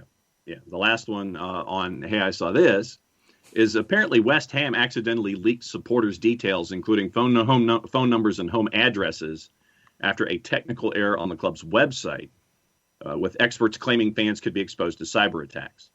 Yeah, that's a problem. Yeah. So, yeah, they inadvertently leaked it after a technical error while folks were trying to access their ticketing system. And so folks either got the web platform that they were looking for, or they got names, dates of birth, email addresses, and phone numbers of fans that were other fans of West Ham. So that's pretty bad. That is definitely pretty bad. That's pretty bad. Don't put your supporters' details on the club's website. Don't put a system in place with a security firm where if you hit the wrong button, stuff like this gets exposed. Yeah, that's a bit of a problem. Good job, West Ham. Nice try. Yeah. So that's all the stuff that I've seen so far. Okay, I'm glad we could figure out the Dulwich Hamlet story because that was a mystery right there. Yeah, it was. Nancy Drew got it figured out. Yeah, and a lot sooner than I did. Pamela Sue Martin got it figured out before I did. Who? Nancy Drew, TV reference. You remember the Hardy Boys? From Sean Cassidy, Parker Stevenson were the Hardy Boys. Pamela Sue Martin was Nancy Drew. What year you remember was the Nancy this? Drew mysteries on ABC? I remember, I know who Nancy Drew was, but what year was this? Late 70s, early 80s, maybe? Yeah, I was probably just born. Okay, that's fine. Maybe Scooby-Doo and the gang solved it for us. How about that one? Yeah, if it wasn't for those meddling kids, we wouldn't have gotten to the bottom of the Dulwich went at least story. A few years ahead into the 80s on the cartoon. Okay. On this day, 1945, Eric Clapton was born in Ripley, England. What is your favorite Eric Clapton era? Was it when he was in Cream? Was it Derek and the Dominoes? Was it solo stuff? Was it the Unplugged album, which is one of the best Unplugged performances of all time? What's your favorite Clapton stuff? See, I mean, I liked his stuff with Cream, and if you saw the reunion concert with Cream at Royal Albert Hall, that was tremendous. I liked his stuff that was produced with Phil Collins back in the mid to late 80s. And so I like pretty much Clapton across the board. I love the Unplugged album, loved his old stuff with Cream, and loved the stuff from the 80s too. So I'm all in on Clapton. The Unplugged performance was epic. That was an incredible performance. 1962, on this day, MC Hammer was born in Oakland. Can you name me an MC Hammer song? Can't Touch This? Yes. Can you name me a second? No. How long have you been in Atlanta? Quite a while. What was the anthem of the early 90s Falcons? Oh, Too Legit. Yeah. Too Legit to Quit. Too Legit to Quit, right. Don't do that again. No, you're doing it wrong. You were messing it up. Well, and it's backwards too, because you have to think about, for those watching on the Twitch pitch, you have to sit there and think about the camera. So it's Too Legit to Quit. I'm just glad you didn't reference Pumps and a Bump and going into his that era of MC Hammer. That was upsetting. Celine Dion was born on this day in 1968 in Quebec. Why'd you go on Celine? What's wrong with Celine? She's the greatest singer in all the world. Why are you hating on Celine Dion? What she has done economically is, she has found her market, and folks love her and will watch Titanic and cry all the time. I mean, her vocal range is amazing, just not my cup of tea. She's done a lot of other stuff other than one song on the Titanic soundtrack. Man. Yeah, but like I said, she's done tremendous work, just not what I'm wired to. You're hating on some musical performers is really surprising at times. Michael Ruiz was born in 1988. Tell him who Eric Clapton is. Eric Clapton? Yes. One of the greatest guitarists. He was born in 1988. Tell Michael who Eric Clapton is. Don't act surprised. One of the greatest rock guitarists of all time. So it doesn't matter. You could go to his early stuff with Cream. You could go to his Derek and the Dominoes material. You can go to his stuff from the late 80s. You can go to the Unplugged album. Start with the Unplugged album. No, don't start with the Unplugged album. What are you talking about? That's not what he's known for. No, go to the classic stuff. Michael Clapton, I'm not a giant Clapton fan. I'm not a big classic rock fan. Where my gap in popular music is, it's classic rock. I loved alternative. I loved punk. I loved hip hop. Pop, all kinds of stuff. Classic rock's the one that I don't really care. I wasn't a big Z93 fan. I don't listen to The River a lot. I'm not a big classic rock guy. But Clapton is one of the most influential rock guitarists of all time. The work with Cream, Derek and the Dominoes, his 70s work is where I would say go to. Yes. Slow Hand album. Once you know who he is and get into that, then give the Unplugged album a try, because it's different. It's not what he's known for, but it shows how incredible of a guitarist he is. To be able to do what he does acoustic is pretty incredible. Listen to Layla, the original version, then listen to the Unplugged version, and it shows, I think, his incredible talent. Yeah. The Derek and the Dominoes version of Layla, then go to the Unplugged one, and it's wow, this guy, he's incredible. I'm not a huge classic rock guy. I'm not a huge Clapton guy, but incredibly talented. So I would go with 461 Ocean Boulevard, and then Slow Hand. Those two albums, and yes, I just dated myself by saying albums. Those two works by Clapton, start with those, and then build your way out from there. Katie says definitely had a Z93 phase for a minute. Yeah, I never really did.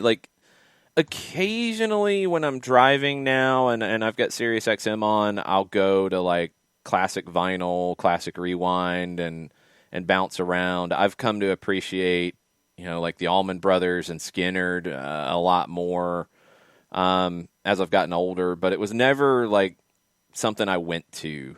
I would go to REM and The Cure and 80s alternative would be my classic rock. That's where I would go back to. Or I just go into pop and funk and completely different directions. So, Abby asked, what radio stations do you listen to locally? I don't listen to a lot, honestly. Yeah, I listen to Sirius XM and I listen to Spotify.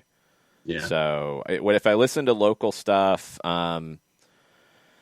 I like some of the mix they're doing with Rock 100.5, but I don't like the new stuff they're picking as much. but I do like they're trying to play new stuff. I'm trying to get into more new music, but it's not as easy as it used to be. I actually kind of like the very low budget version of 99X they're doing right now. I do listen to that. I do really like the mix that they've done with Star 94 now from a pop perspective, where it's a pretty broad mix of classic and newer stuff. Like it's not bad. I kind of like that mix from time to time. So those are the ones I generally go to the most. But most often I'm on Sirius XM. Yeah, that's the same for me. I'm usually between 25 and 33 on Sirius XM. Sometimes I'll drift down to 80s on 8 or something like that, or Spotify for me as well. I really don't, because the cars, they're wired to satellite radio. That's usually the first place that I end up going. You can press a button and go to local radio. It's like I'm aware of this fact because my electrical system in the new Nissan Murano has a default of 92.1 FM, and I have to hit the aux button to get it to satellite radio. Yeah, that's not good. No, it's a fuse that has to be fixed. Yeah, in addition to everything else on the new car. So yeah. Good times. Brad Martin, yes, of course, 92.9, but that is for sports talk. We're talking music, different conversation. And it depends on, really my mood. I mean, I listen to 92.9 all the time for stuff when I'm in the mood to listen to sports talk. If I want to drive and listen to music, I'll usually pick my own rather than listen to music radio, but you never know. The other one on the musical on this day is in 2002, Ashanti was all over the American top 10. Do you know who Ashanti is, John? I vaguely do, but don't ask me about a song. Yeah, that's what I figured. 2002, on this day, she was in the top 10 at number 4 with Always on Time with Ja Rule. She was at number 5 with Fat Joe and What's Love. And her solo track, Foolish, was at number 9. She even had some lyrics written on the number 1 song this week in 2002, Ain't It Funny, by Jennifer Lopez. So she had stuff going on with 1, 4, 5, and 9 out of the top 10. This was Ashanti's biggest week.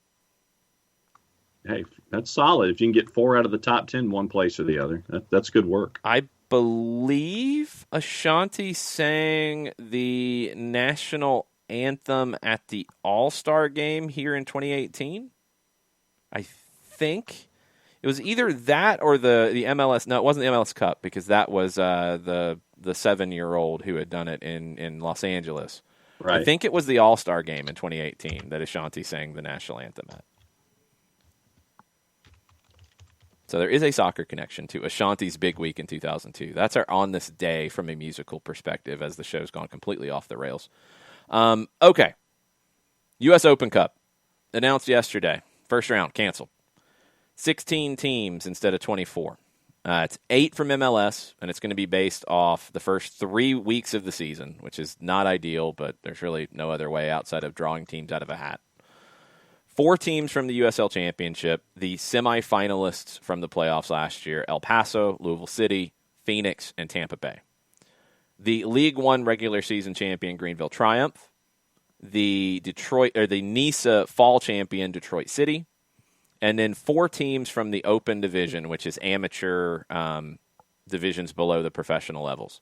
So 1 Open Division local qualifier, and it's going to be drawn from 12 teams. It's just a draw. 1 NPSL team drawn from the 13 that were eligible. 1 USL League 2 team drawn from the 10 that are eligible. And the Newtown Pride, which is the 2019 Adult Amateur Cup champion from the United States Adult Amateur Division. They're going to make the decision on April 19th to go ahead with the competition. It is scheduled to start with the round of 16 on May 18th and 19th. The quarterfinals would be the following week. The semifinals would be June 15th, 16th. The final would be June 29th or 30th. It's not ideal. It's hard to say, well, wait it out and see if you can do it later in the year, because the calendar is not going to really work for you that way. I hope they can get it done. I don't want to see 2 years without the trophy being handed out. Yeah. I guess if you're Atlanta United, you don't mind that so much because then maybe you get into CONCACAF Champions League again as the last holding Open Cup team. I don't think they'll do that again. But no, I hope they get it done and get a tournament done, at least get a trophy delivered, because it's the oldest trophy in American soccer. It's one of the oldest trophies in the world of soccer. And this isn't ideal, and I know a bunch of people have had their opinions and stomped their feet and yelled about it. There's really not a lot of solutions because you can't start it earlier because you can't even start it on time right now. You can't go much later because the amateur teams struggle to make their schedules on a good day, and to be able to squeeze in games on short notice to wait it out, that's not going to work. The MLS schedule is crowded. You've got Leagues Cup for teams later in the year. I mean, you've got a bunch of stuff that's going to make it difficult. So hopefully you can get it done with these 16 teams and play a tournament. And with it being a short tournament and the structure of it, yeah, you could see a surprise this time around. Tampa Bay's got the quality to pull upsets. Greenville's got the quality to pull upsets. You know, Detroit City's going to put as much into this as they can because it's a huge opportunity to make some noise. This could be a year that's weird and see somebody make a run to the final or even win the thing from the lower divisions. Yeah, and, I'm hoping that they can pull this off because you mentioned not having a champion for 2 years, and yeah, I know that we kind of laugh a little bit with Atlanta United's perspective, but it's because of the history of the tournament, you don't want to lose 2 years of history. No. And so for me, I'm hoping that they can get something done. And, if it's this round of 16, but yeah, I mean, you talk about Tampa, you talked about Greenville and Detroit City. I mean, this one could be a fun one if you're into the possibility of team chaos, just because of how it could line up. This could be one of those years with the 16 teams that are there. So I'm looking forward to it in whatever form it is. I hope it comes in some form. If it's this form, then let it be. But yeah, I'm looking forward to a tournament this year and hope that it does happen. Abby's irritated about the schedule. Why does every year we start and end our season with away games? Trying to remember. They ended at home in 17. They ended away in 18. I don't really remember Decision Day in 19. I don't remember when that one was. They were away at the end of the season last year. Started the season at home in 17, away in 18, at home in 19. Started the CONCACAF Champions League away in 19, but first regular season game was it at home? No, it wasn't. It was in D.C., sorry. 20 started at home in the regular season, and this year start on the road. So I guess it's balancing out. Where was 19 Decision Day? Was it at home or was it on the road? Efforting. Why am I asking? It's going to take you 5 minutes. 2019 Atlanta United results. And I'd forgot we started in D.C. That was an awful game. That's why I tried to block it out. 2019. No, it was at home. It was against New England. And then they played New England again in the postseason. So, yeah, it's been pretty much an even rotation, Abby. I'm sorry. Just wanted to check it. This year's a little weird, but yeah.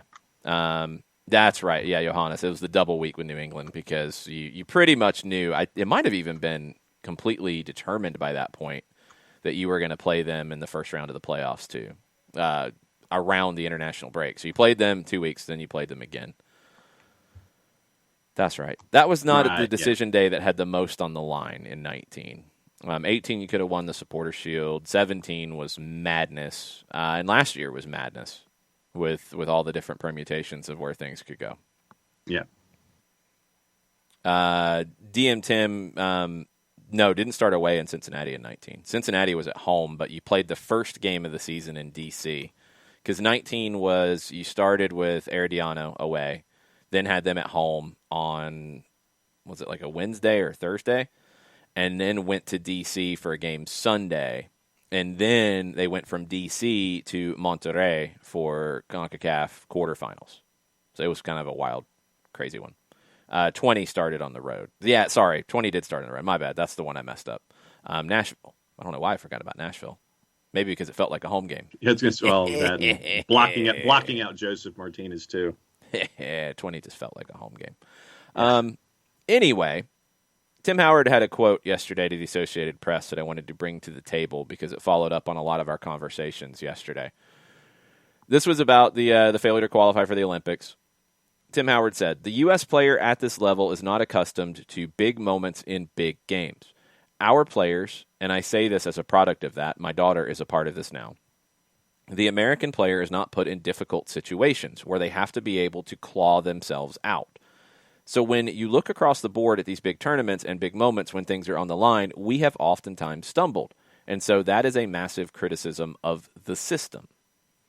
That is Tim Howard's quote about this. And I'm sure there was a lot more to it, but that's the quote that was pulled out. Soccer America had that this morning. It was in an Associated Press article. He's not wrong by any stretch. He's not wrong. It's a very different situation for American players at this level versus Honduran players or versus players from other countries. You're not exposed to what it means in those big moments, like Tim Howard says. We talked about dealing with pressure, making decisions under pressure. There's lots of different elements to it. It's something that has to change. It's something that has to be better.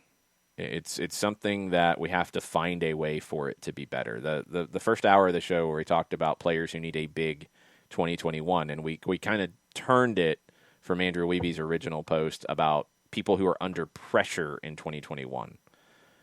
It's good for Gianluca Busio that he is under pressure in 2021. He needs to feel that pressure to perform, because when he gets into a moment where it is a must-win game, and yeah, Leagues Cup could be that. Kansas City's in Leagues Cup, and I know I saw Kansas City, some of the local soccer media didn't really care they were in Leagues Cup, said they don't care. They should care, because those are the moments where Gianluca Busio, young American talent, can get tested in these moments and have to perform in big moments in big games. Tell you what, whoever they're playing from Mexico, it'll be a big game to them because they would love nothing more than to beat the American team. Yep. So it needs to be a big moment for us. Maybe that's one reason why American players struggle in these moments, because we always talk things down. Oh, it's Confederations Cup. It's not the World Cup. Oh, it's the Nations League. It's not the Gold Cup. It's not World Cup qualifying. Oh, it's MLS. It's not that big of a deal. Oh, it's USL Championship where these teenagers are getting their first minutes of professional time. It's okay. No. We don't need to be Brazil either, where managers are getting fired every 3 games. But there does need to be more of an understanding of, yes, this is a big game. This is an important game. Yes, CONCACAF Champions League is a big deal. Yes, if you're in the Leagues Cup, it's a big deal because it's a trophy you can win. It will help American players. I think the other thing that I want to see more American coaches focus on is problem solving. You see, and I think you still hear a lot of young coaches, and this is more at the non-professional academy level, you still hear a lot of coaches instructing players from the touchline. Game's going on, take a step, make a pass, dribble. Not letting them solve the problem on the field themselves. You need problem solvers. You need players who are put in positions to solve problems. After the game, have the conversation, especially if you've got video now, and so many more clubs are able to have video of games and sessions. Pull it up and say, this was a moment where this is the decision you made. You see what you did here? Freeze it. Do you see what you could have done here? Next time, consider more options to solve the problem you are in. The game is problem solving. Soccer is a game of solving problems. You can decide to solve it with a pass. You can decide to solve it with a shot. You can decide to solve it with a dribble. You can decide a lot of ranges of passing. You can decide to solve problems with how you defend, how much pressure you put on the opponent, lots of different things. It's all about players making decisions to solve problems on the field. And you need to have that to get to these moments that Tim Howard's talking about. Big moments in big games. You don't need to wait for the manager to tell you what to do. You need to know what to do, and you need to make it fast. You know, we talk about playing fast a lot of times. I think for a lot in American soccer, playing fast means having players who can run 100 meters in a good time or run a good 40. No, that's great if you have it, But sometimes those players aren't the fastest players. A lot of times, the fastest players are the ones who are fastest with their brain because they solve the problems fastest. You know, how does a player like Sergio Busquets still play at a high level right now? His brain. He thinks faster than anybody else. How did Andrea Pirlo do what he did in his career? He wasn't fast. He played fast. That's part of big moments in big games. That's how you handle these situations better. You understand how to solve problems. You think through it fast. You make your decision fast. You're technical enough to do what you decide to do. And you can handle the pressure. That's where the mentality part comes in. It's not one thing, what Tim Howard's saying here. He's right. It's not one solution. But it's something that I think anybody in the game has to work towards to try to fix it. You have to put players in positions to make decisions. You have to then help them later, after the fact, examine the decisions they made. You have to put players in big situations, whether that is, as we've talked about, playing in youth international tournaments, whether it's the US U23s going to play in more tournaments with U21 level talent, keeping a U21 team together, not waiting until 2023 to hire somebody to run the U23 program for a few weeks, that kind of stuff. You need to put players in big moments in big games. You need to make moments be big. Don't downplay everything. If it's a big game, it's a big game. You need to learn how to handle it. But also help players make decisions fast. That's the number one thing. You're going to have great athletes playing soccer in this country. There's no problem with that. You know, the idea that, yes, you need the best athletes playing soccer. No. You have plenty of great athletes playing soccer in this country. That's not a problem anymore. It's not an issue. You always had great athletes. You had better athletes than other teams back in the 80s. You didn't have better soccer players. You've got really good soccer players now. But the next step is having the soccer IQ, having the soccer brain necessary for these moments. That's the next step. That's the biggest thing. And that's a big part of what Tim Howard's getting at, in my opinion. Yeah, I mean, you always, I would think, and I would hope, that you would always want to challenge yourself. And as a soccer-playing nation, you would want to challenge yourself either internationally or in a team situation by going up against the best competition that you have the chance to go against. You don't get better for probably a triple negative by the time I'm done with the sentence. You don't get better by not doing something and by not playing, you know, a team in Leagues Cup, not treating it as a big deal. You lose, oh yeah, it was just Leagues Cup. You know, you don't get better by not treating something seriously. You don't get better by not challenging yourself. And that's an individual, that's a team here. And for a country to get better on a bunch of different platforms, a bunch of different approaches to how you're playing a game, you want to challenge yourself in these situations. And just the idea of not taking something seriously, waiting till the end, a sense of urgency, which we talked about on the field too, in all of these different aspects. To get better, you want to challenge yourself. And then everyone seems to be almost surprised at the result when you're at the end of a situation if you haven't challenged yourself up to a certain point. And so it's frustrating when you know you can be better at something and the steps aren't taken to get better, and then the result that you're looking for at the end of the road isn't what you wanted it to be in the first place. And so it's just it gets to me when you don't want to challenge yourself to get better. It's not. I mean, there's more to it than just challenging yourself, because you have created Leagues Cup. Now you have to make it a big deal. Like, you created it, that's challenging. Now you need teams to take it seriously. Like, that's a different step. You've got youth national teams playing in more things at the down or up to the U20 level. You need to have that all the way through for the Olympic program to the U23 group for now 2023, since this one is done. You need to continue to create more, but a lot of that's in place. I think so much of it's the mentality. I think so much of it is the mentality of people in the game. You know, if you're in soccer media, I think diminishing the Open Cup, diminishing the Leagues Cup, diminishing CONCACAF is counterproductive to the sport in this country. If you're in those situations at a team level, it's counterproductive to the sport in this country. It's counterproductive to the young players coming through. They need to be tested so they can handle it the next time. And you're going to get a next time. And this has been the issue that I've seen for years and years and years. I mean, going back to the CONCACAF Champions Cup days back in the mid-2000s, the level of talent is not as much of an issue as it used to be. The level of athleticism, it has never been an issue. It's the level of the mentality, and it's the soccer IQ and making decisions fast, but also handling the pressure of the situations. You've seen far too often American teams crumble in Mexico, crumble mentally, not be able to make decisions quick enough, not be able to handle adversity. Those are the things that have to change. And you've seen it when they go to Honduras, you've seen it when they go to Costa Rica, you've seen it in other places too, but Mexico consistently, you've seen it. There are ways to change that. One way is to ramp up the pressure internally. One way is to take the opportunities that are already on the table for you and take them more seriously in these moments. Yeah. So, yeah.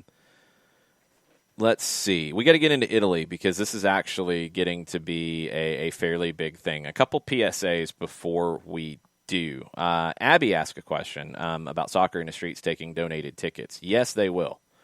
And speaking of Soccer in the Streets, we've got our trivia night tomorrow night, fundraiser for Soccer in the Streets. Mike Conti and I are your quiz masters. It will start at 7. We're going to do a quick preview of the Alajuelense series, getting to know Alajuelense, what to look for in that matchup in CONCACAF that starts next week. And then we'll have our usual trivia contest. All you got to do is make a donation to Soccer in the Streets. Whatever you can donate doesn't take a ton of money. It's been the collective. It's been sharing this. So at Soccer Streets on social media, if you're not able to play, please share it. Spread the word. Tell your friends. It has been a very important thing for their fundraising while they haven't been able to do fundraising events. So it's been very cool to help out with these types of projects. We're doing it tomorrow night. Go to @SoccerStreets on Twitter, on social media for the links. You make a donation, and you get to play. And if you have tickets, and I've passed tickets along to them from listeners before, if you have tickets to games and you're not able to go as the season goes on, Soccer in the Streets will make sure those tickets get used by kids, by families, also by some of their volunteers, which is a very important thing as well, because you've got people who volunteer a lot of time coaching and helping run things with the organization. And you want to reward your volunteers because you want to keep those people in the fold. So it's helped out with that as well. I've been able to send some tickets their way specifically for volunteers. So keep that in mind. Thursday, Red Hair Brewing in Marietta. We will be live on site for a show from 6 to 8 p.m., probably very heavy in the CONCACAF Champions League world and previewing. Kelly Francis will be joining us for the show. Specials and such. Big Peach Running Company, as you see on the screen, joining us for the show. Get there starting at 5. The show will start at 6. We'll run till 8. We'll take your questions in the last segment of the show. It's been a lot of fun to see some of you guys out at events. If you're not comfortable going out to events yet, if you haven't got fully vaccinated, all that, I totally understand.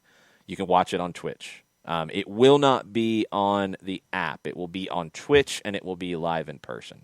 That's where you can see us Thursday evening.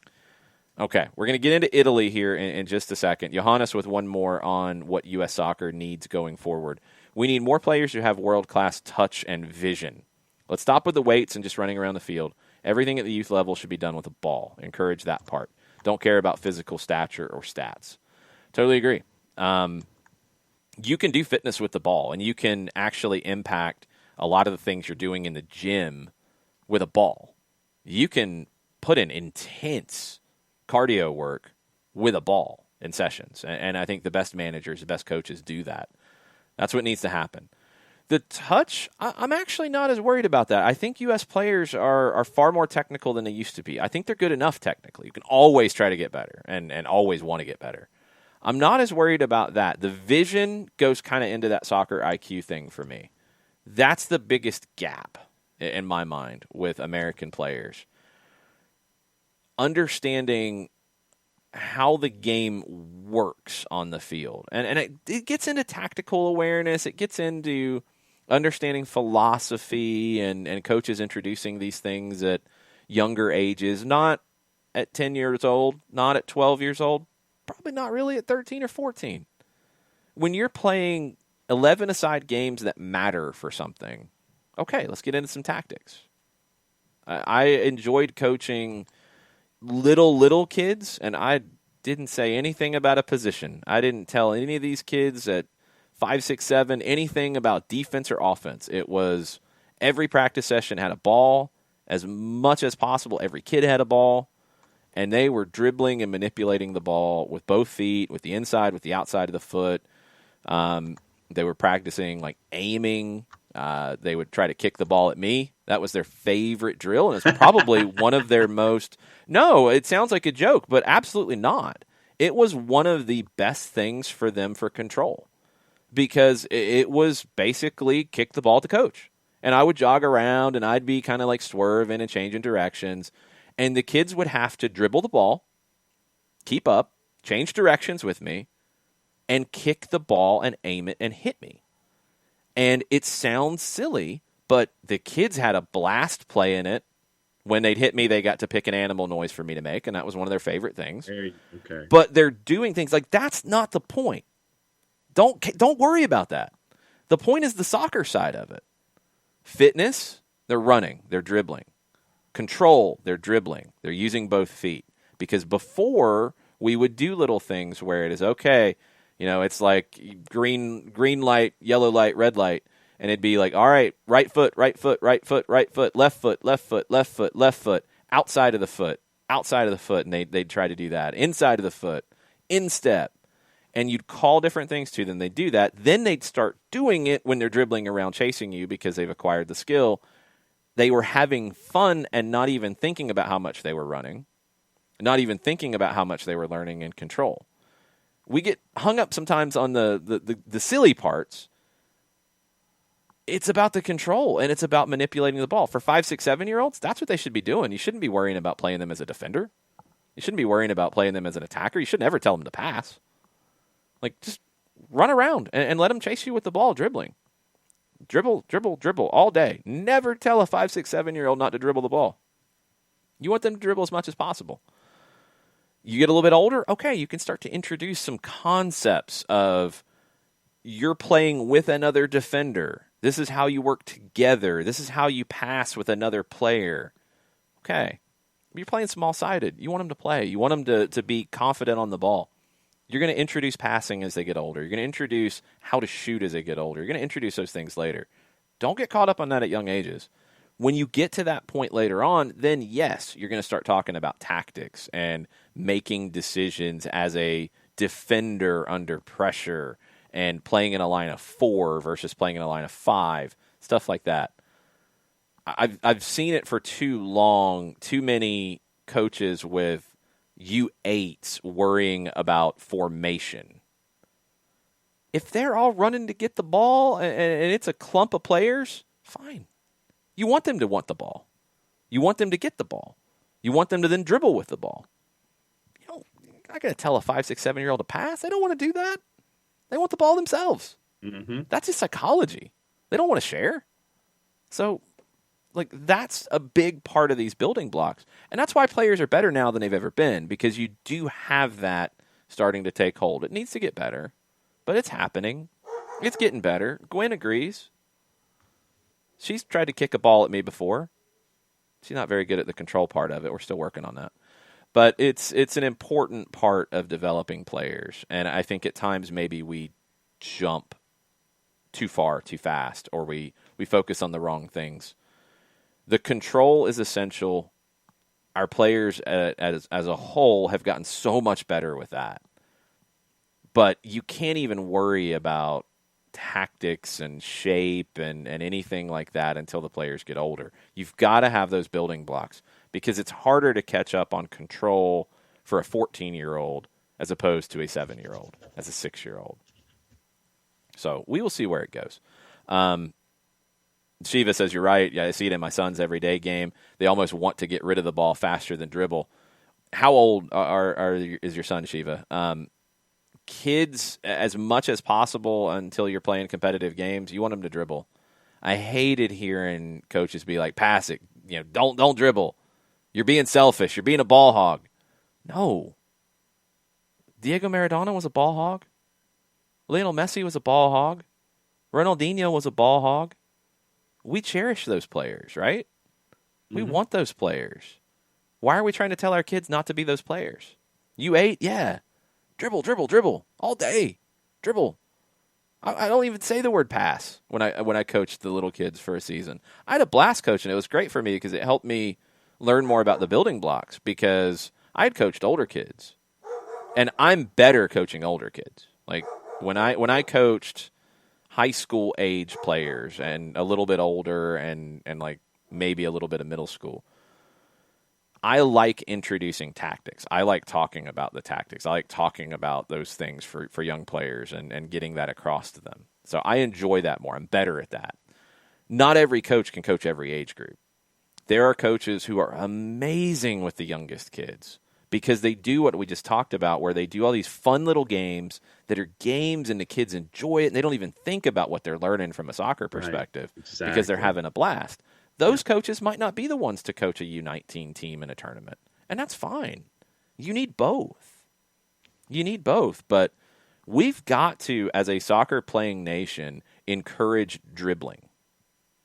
You see it in the way people respond to Pity Martinez and Ezekiel Barco in Atlanta. Oh, they dribble too much. They dribble too much. No. We want them to dribble. Dribbling is good. That might be a shirt. Dribbling is good. Yeah. It's a good thing. Yes, when you're playing in these competitive games, there is a time to make a pass. There is a time to make a decision. But the idea that dribbling is bad needs to be removed from the American soccer lexicon. Dribbling is a wonderful thing. Burned, that makes me sad that your 13-year-old is told by his coach not to dribble. That is sad. Dribbling is amazing. Learning when to pass, sure, Abby. Yeah, that comes. That happens. It doesn't happen for 7 and 8-year-olds, and don't force it because they don't want to. They don't want to pass. They want the ball for themselves. And the best players in the world are a little selfish at times, and that's okay. But you've got to encourage that at young ages. You've got to put kids in positions to do that at young ages because you can't take that away from them. You take it away from them, they're not going to have fun, they're not going to keep playing. Mm-hmm. You want it to be fun for them. They get older and they realize when they can start to identify things, I'm not good enough to do what Lionel Messi does. I'm not good enough to do what Johnny on my team does. Maybe I should play in the back. Maybe I'm a defender. Maybe I don't dribble as much. Maybe I can take some of the skills I learned and I can control the ball and I can make a good pass. But yeah, that's not my game. But you got to find that out later. That happens later. It's about encouraging kids to have the ball at their feet and to try stuff. Don't ever take away the kid's ability to try stuff on the ball.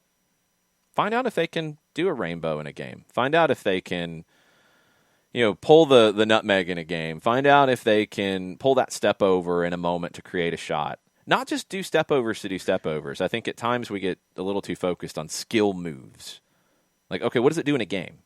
Can you do that in a game and lose a defender and then create a shot or a pass? Cool. That's where we want to get to. But encourage them to try stuff. Give them opportunities to try stuff. It's so, so important. U10, yeah, you can start to focus on maybe a little bit of passing, maybe a little bit of combination play, not tactics.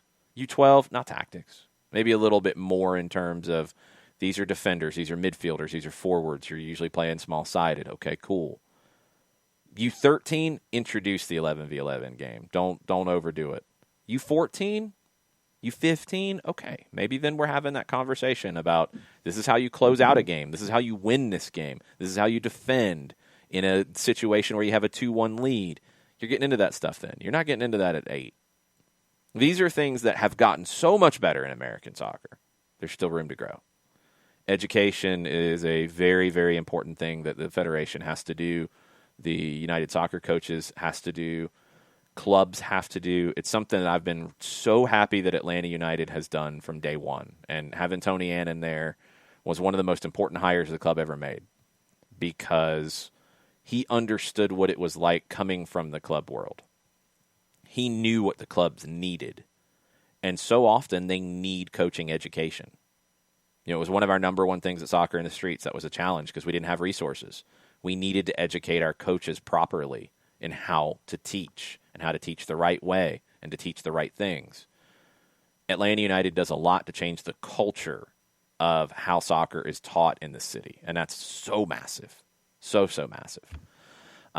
We could talk this stuff all day. We're going to talk more about it as we go, and we're going to get more people on to talk about it because I think it's important, and I think you guys are really starting to ask a lot of questions about these types of things. It's fun. I enjoy it because it's new for me too. I mean, I know enough to be dangerous in this world. I'm not a coaching instructor. I'm not somebody with tons of experience of coaching. I think I know how it works and I know what needs to be focused on. The actual ins and outs of creating a session that gets 5 points across is amazing to me. It's not that Gabriel Heinze grabs the bag of balls and goes out there and grabs a clipboard and makes something up on the spot. It's planned so far in advance, weeks ago, of where you would be today for what the team is working on today to get ready for Alo Walenze next week. That stuff is amazing. The USL Championship schedule is coming out today. Is it out or is it coming out? Coming out. Okay. Do we have a time when it's coming out? No, they are just listing it as expecting to receive the full 2021 schedule later today. All right. Well, we're not going to be here later today, but if it's in the next few minutes, we will talk about it. We do have some stuff in Italy to talk about as well. This is really important stuff when it comes to the Italian game. Tommy asking about a good book for learning basic football tactics. The two that I always recommend is Inverting the Pyramid, and I recommend The Mixer is another good one. If you like the Premier League, they did a really good breakdown of how the Premier League's tactics have changed over its time frame. Zonal Marking is the other one. Those are three really good ones that I think are very, very easy for people who don't have that tactical background to understand. I think the authors of all three do a great job of introducing things and in putting them in practical terms. Because tactics and philosophy can be hard to follow sometimes. So, Tommy, those are three. Shoot me a message if you need specific links, but there's also some conversation on that in our tactics channel in the Discord. If you're a subscriber, and we have some new subscribers on DM Tim resubscribing, thank you. If you're a subscriber on Twitch, if you're a subscriber on Patreon, and you're not in the Discord, please let me know. If you want to get into the Discord, that's how. It's been really good to have some of these deeper conversations after the show. Then they funnel their way back into another show, and then we just continue to weave this whole weird thing that is soccer down here. That's what we do. All right, Italian stuff, because some of it's good, some of it's not so good. DAZN has finally gotten their situation sorted out with Serie A domestically in Italy. 2.5 billion euro deal, almost $3 billion to get the domestic contract. The Italian clubs finally voted to award it to DAZN. It's 3 seasons, so that's a lot of money for the domestic TV rights in Italy. Covers all Serie A matches between 2021 and 2024, starting with the upcoming season. Exclusive rights for 7 out of 10 fixtures per match day. DAZN's new in Italy. It started in 2018. They beat Sky Italia, who offered about $2.6 billion to get this coverage. DAZN's bid did have some backing from a couple of other folks that are going to help kind of push this, sub-licensing deals, et cetera, et cetera. But DAZN is putting up a lot of money to Serie A. They need a lot of money in Serie A. Italy, or at Inter, first they have their new logo, which, whatever. Their takeover update is awkward because Suning, their Chinese owners, do not want to sell the whole thing. They basically put a go-away tag on it. They have been trying to sell a minority stake. BC Partners doesn't want the minority stake. It's about 300 million euro apart in the valuation. That's a lot. That's a problem. Suning is in a tough spot. They need capital yesterday. Some say 200 million euro, others say 250 million euro. They need that between now and May. It's March 30th. That's a problem. Our good friends in Saudi Arabia, the PIF, they see no value in purchasing Inter for 1 billion euro. That's the price to buy the whole thing. PIF are also waiting, Alex Bassett, to see if the Newcastle legal case clears way for a purchase of Newcastle United. So that's kind of on the table. Yasser Al-Rumayyan has discussed up to a 30% minority stake of Inter and separately some sponsorship stuff to promote their Vision 2030.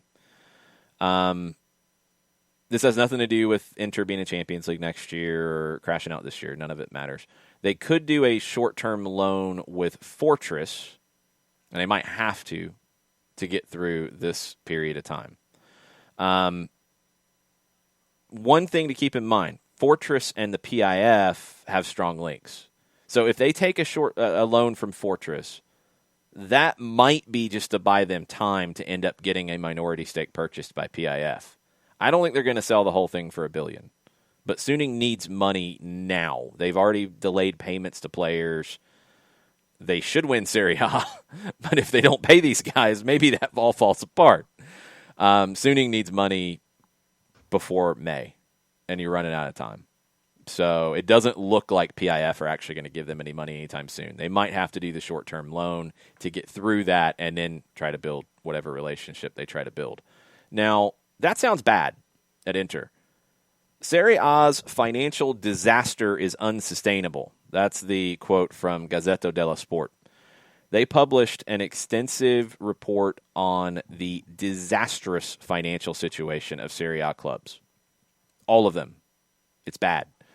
Losses have almost tripled over the last year. Not a surprise. Gazzetta dello Sport journalist Marco Iaria published this today. You've got clubs in emergency situations. Inter's not the only one. Losses among Serie A clubs have reached €754 million. That's almost triple what was recorded in 2018-19. Turnover fell from $2.7 billion to $2.2 billion last season. Understandable with the pandemic. Most worrying issues are the debt. €2.8 billion in debt in 2019-20. That's $300 million more than the previous year. Debts were barely $1.4 billion a decade ago, about half of where it is now.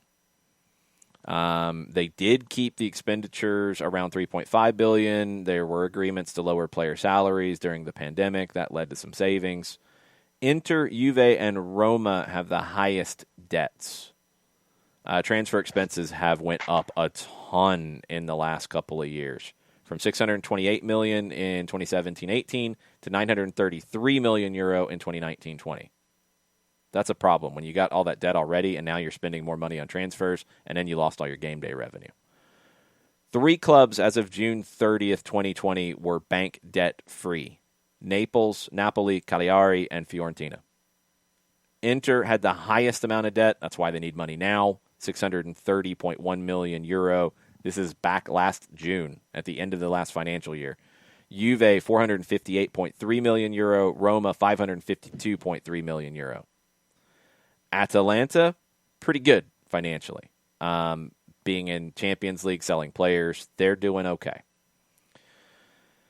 This is a problem for Inter, obviously, because it's a short-term problem, but it's going to be a problem for Juve. It's going to be a problem for Roma, and those are 2 clubs who aren't looking like they're going to win a Champions League anytime soon. They might not win in a Serie A anytime soon. Juve is rebuilding, and they've still got a fat salary on their books right now in Cristiano Ronaldo. Roma haven't gotten what they've paid for over the years. That's why they're in the position they're in. Serie A could look really, really different in the next year or 2 because of these numbers. It's scary. It's very scary of what could happen in Italy with big clubs. Because it's not, you would expect to see somebody like Cagliari in this situation. A small club who's got their way into Serie A. They probably had to spend, outside of their means to get there. They're okay. It's 3 of your biggest clubs that have the biggest amount of debt. Now, are they too big to fail? Yeah, probably to a degree. But is it going to affect Inter, Juve, and Roma's ability to be competitive, to do business? They're going to have to make some sales because those debts are going to come called in at some point. Inter's finding that out now. It's a problem. It's scary. And Italy's not going to be the only one that has this, but Italy might be the first one that really has to reckon with it. Yeah, and the government in Beijing is opposing operations like Suning currently have. And, when you have leagues, the Chinese Super League, that falls apart. You have Suning's interest in Inter with 9 figures to the left of the decimal place of debt, and your turnover is roughly that same figure. You're talking boatloads and boatloads and boatloads of money, and you're only looking at a very finite number of individuals who can handle that kind of investment. It's Fortress, it's the PIF, it's Bain Capital, it's things like that, and it's groups like that, and they have to see the value that you see, or at least a value in this kind of a transaction. And when you're talking about just a few folks, that it's not just something that anybody can sit there and go into. It's a couple of folks who can view this as something that they can have as an asset and do something with. And when you're only dealing with a couple of folks, it's a dire situation for those who are at the top of this pyramid financially. And it's a scary situation for a league when you have financing like this that is hanging in the balance, really, especially for a club like Inter. Yeah, it's a huge problem. Nick Alifi's in the Twitch pitch. He said debt problems like this, and they still refuse to modernize stadiums and embrace modern transfer strategies. Roma versus the Roman government is the best fight going in Serie A. And he said that Inter and Milan must get the new San Siro built and actually own it. Tommy asked Nick if the government would bail out the big clubs, and Nick said, no telling. The government changes hands about every 6 months to a year. With the right person in charge, maybe, but it won't come until after tourists are allowed back in. Yeah, I would assume debts will be able to slide for a while. Deadlines are deadlines, but they'll move. You're not going to see Inter go bankrupt in August, I don't think. Especially, and this one will get Nick going for sure, Materazzi, remember him, Zinedine Zidane does, Inter legend. He said, the new Inter logo embodies the spirit of the first team in Milan. Inter Milan already exists abroad. I have a lot of respect for AC Milan, who've done so much in Europe. But when you go outside Italy, the city of Milan is represented by Inter. Marco, amigo. We just talked about a study. You should have listened to the show. We talked about this study recently where that is absolutely not the case. Not even close. Milan is far more recognized in the United States than Inter, and it's far more recognized, I think, actually in China than Inter. Yes, that's a logo, John. Thank you. That's the new one. That's their new logo. Thank you. Yes, that's not the point. Marco can sell it however he wants to sell it. But to say that Inter is the city or is the team that represents the city of Milan outside of Italy, no, bro. And I agree with Nick. Marco concussed himself on Zidane's chest. A worthy sacrifice, but we kind of ignore him like the crazy uncle at Thanksgiving. That is correct. That is one of the most ridiculous statements I've seen in a while. Because it's actually been proven wrong here recently. Crazy story in AFCON qualifiers. I think this was from this morning. Let me double check. Yes. Game is listed as completed. Ivory Coast 3-1 over Ethiopia at home. However, the referee of the match felt unwell. The fourth official was from the Ivory Coast as well. He can't referee a game with Ivory Coast involved. So the game ended at the 80th minute. And I've just seen a picture on Reddit of players helping the referee off the field. Craziness. I am sure this is something that people are going to be paying a lot of attention to as to, one, I hope the referee is okay. Yeah. And, you do immediately during a pandemic worry that it is something related to COVID, and then he was refereeing a game. You hope that has nothing to do with it, but yeah, that's the first thing I thought of. Yeah. So that just happened. That game started at 9:00. It ended at the 80th minute because the referee couldn't continue, and you didn't have a fourth official who could take the game. Now, I don't know He couldn't take an AR position either. He couldn't throw an AR into the middle in that situation because he's from the Ivory Coast. It's really bad planning by the CAF to have a fourth official from the home country of one of the teams. That's not going to work. Yeah. But yeah, that just happened a little bit ago. That's crazy. I've never seen anything like that. We'll take your questions and comments and such on Twitter at Soccer Down Here, also in the Twitch pitch. Conversation that I agree with Alex Pacine, our resident Newcastle fan, about this takeover situation with the Magpies. They should just wait until Newcastle relegated, which might happen this year, because the fit and proper test for the Premier League is completely different than the one for the EFL. Get the rubber stamp, go right back up. Yep. It makes a lot of sense, and you could probably try to negotiate less money involved, but at a minimum, it'd be easier to get rubber stamped as the new owners of the team. And that might be what ends up happening. It very well could end up happening. And the question came up, could the Prem then say we don't approve this owner when they get promoted?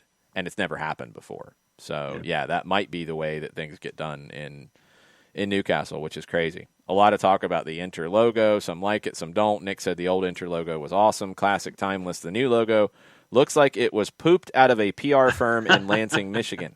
It kind of does.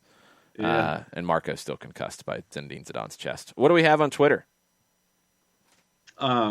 Cuppers had a question having to do with Chelsea and Porto. Okay. He says, how does it make any sense to have away goals be a thing in two legs that will be in the same neutral location? Yep, they did that before. Which series was it? They were both played in Budapest, I think. Oh, yeah, was it Manchester City? I don't remember. It was one was Bucharest, Budapest. No, there was one that was played in the same place. Both legs were played in the same place. Doesn't matter. I don't know. It's stupid. Welcome to 2021 and welcome to UEFA. Johannes, Red Bull and City. There we go. Yeah, it's like, okay, away goals count for you guys this time. Okay, we'll see you in a couple weeks, and away goals will count for you guys the next time. This is dumb. But I don't know. I got no answer for you, Cuppers. Yeah. Tafka's in this morning, and Tafka is back after Tafka listened yesterday. Don't give me that. I know one day of anger. Yeah, he listened. He might have went through it fast, but he listened. Am I right to be thoroughly unimpressed with anything Charlotte FC has done so far? PSLs hired a non-soccer president, the colors, the crest, and painting that crest in the center of the pitch. Okay, painting it in the center of the pitch. I don't know why that's even a thing. Like, that was probably for photo ops. Yeah. Like, they didn't play a game. Like, I don't think. If they played an academy game, fine. It doesn't really matter. Like, that's the least of their concerns. The PSLs, look, they're going to have to prove that the market's ready for it. If they do, then they got it right. If they don't, then they're going to have to figure out how to sell tickets. That's on them. That's up to them. You set your pricing. You better know your market. The non-soccer guys president thing, like, I think their front office has been built pretty well. I'm not worried about that. If you're talking about Glick, he actually does have a soccer background. And that's who I was thinking of as the person they had brought in as their president. I don't have any outrage towards Charlotte. They're going to have to sell tickets, and that bet on doing the PSLs will be proven pretty quickly. Mm-hmm. But the rest of the stuff, I mean, now we're angry at Charlotte. It's like the Phil Neville situation. We've decided to be angry at him, so we're going to pick every little thing we can to jab at him. The logo on the field, I don't care. The logo looks good to me. The colors look good. I have no problem with it. You have an owner who's going to invest. These are good things. We'll see what they do over this next year in building a team. But The biggest one is the tickets. If they outpriced the market, they're going to have a problem, and they're going to have to course correct really quick. If they didn't, there's really no sense in complaining, is there, if people bought the tickets? Yeah, I mean, it's a theory that they have, and if this is what they think is going to work for putting people in the seats in Charlotte to get them off ticket-wise and attendance-wise off to a good start. And like I said, this is their theory, and they're testing it, and so we'll see if it works. Okay, so they announced Nick Kelly as the president. Let me make sure what I know happened. It was not Jiminy Glick. It was Tom Glick who was in Charlotte, and he was with the Panthers as well. He's president of Tepper Sports and Entertainment. That's what I was thinking. So he's president of the whole organization. The collective, yeah. The Charlotte FC president is Nick Kelly, who was announced back in December. 6 years with Anheuser-Busch, vice president of partnerships, oversaw company partnerships in sports, music, entertainment, soccer marketing background because Anheuser-Busch has been involved in American soccer marketing since the 80s. Was involved in MLS stuff, was involved in World Cup, Olympics, et cetera, et cetera. Definitely, I mean, and the president doesn't have to be the soccer guy. The president can be the business guy. He has enough of an understanding about the soccer business. I think he'll be fine. You've got to have the right soccer people in place for that to work. But the president not being a soccer guy, I don't have a problem with that. If he runs the business well, then really not much to complain about. Again, it's still early days for Charlotte. I'm okay with where they are. Now you're getting into where the rubber meets the road. You got to sell the tickets. You got to start putting together a team. Got to hire a coach, and we see where this goes. Now is when the countdown really starts. Everything they've done before this, they got an academy up really early. That's great. They're playing games with their academy. They're competitive with their academy. That's great. That's a really good thing. The pandemic has definitely affected it. We'll see if they're able to handle that okay. They did push back a year. But I want to see where they go. This is the year where everything starts to get tested. Before that, I don't really care. In our discussion about the Open Cup, the Colonel came in this morning and he says, however MLS determines U.S. Open Cup participation, the current cup holders need to be included. Yeah, and I totally get that, and I would have done that. I don't think there is actually a rule that the cup holders get automatic entry because you haven't had it ever come up since probably 1995. Because all the MLS teams, well, actually, no, I take that back. MLS teams didn't all play in the Open Cup in the early days, so I don't know if that rule was on the books in the past. Now all the MLS teams, all the professional teams get in, so it doesn't come up. I guess if an amateur team won it, which would be one of the most amazing stories in sports, you'd probably find a way for them to be an automatic qualifier the next year. But it doesn't have to be on the books now because of the way it's structured. I would have no problem, obviously, I'm a little biased, if they said, yeah, the defending champs get in. The way they're doing it with 3 games, there's just not another way. You can't schedule additional games in that time frame to get qualifiers determined. You can't do like midweek Open Cup games. You couldn't start any earlier. Like, you had limitations that were just going to be tough. It is not ideal. It's a 1-year thing. It's all they can do. I'd like to see Atlanta guaranteed a spot. Now they just have to earn it. Matt Wagner has a goalkeeping question. He says, have Ken and Lundgaard been getting any playing time in preseason? I've only seen Guz and Novo on the pitch in the friendlies. Curious to see how Ken recouped from his surgery in the offseason. See, this is where watching the interviews that we had recently with Ben Lundgaard here at SDH and Alec Can on Stoppage Time Special Edition, you would have found out that Ben Lundgaard has been training with the first team, obviously, but he has had a little bit of an injury, so he hasn't been available to play yet. Alec Can's still recovering, and he told us that on the stoppage time. He's not ready yet for full participation. He's close, but he's not ready to play in matches yet, recovering from the surgery in the offseason. So it does make an interesting situation when you get into these CONCACAF games. You haven't seen Lundgaard, you haven't seen Can yet. Can's not ready. I don't know where Lundgaard is in his recovery. You might have to do the short-term call-up because you can for CONCACAF of Novo. And we've seen Rocco Rios Novo in these games. That's probably your solution unless Lundgaard is ready to go by next Tuesday as the backup to Brad Kazan. But Rocco Rios Novo you can do because Open Cup, CONCACAF games for friendlies, you can do the short-term call-up. It's not an emergency call-up. You can do the short-term call-up for USL players for those games. I'm guessing if Lundgaard can't go that it's got to be Novo because he's been playing these games in preseason.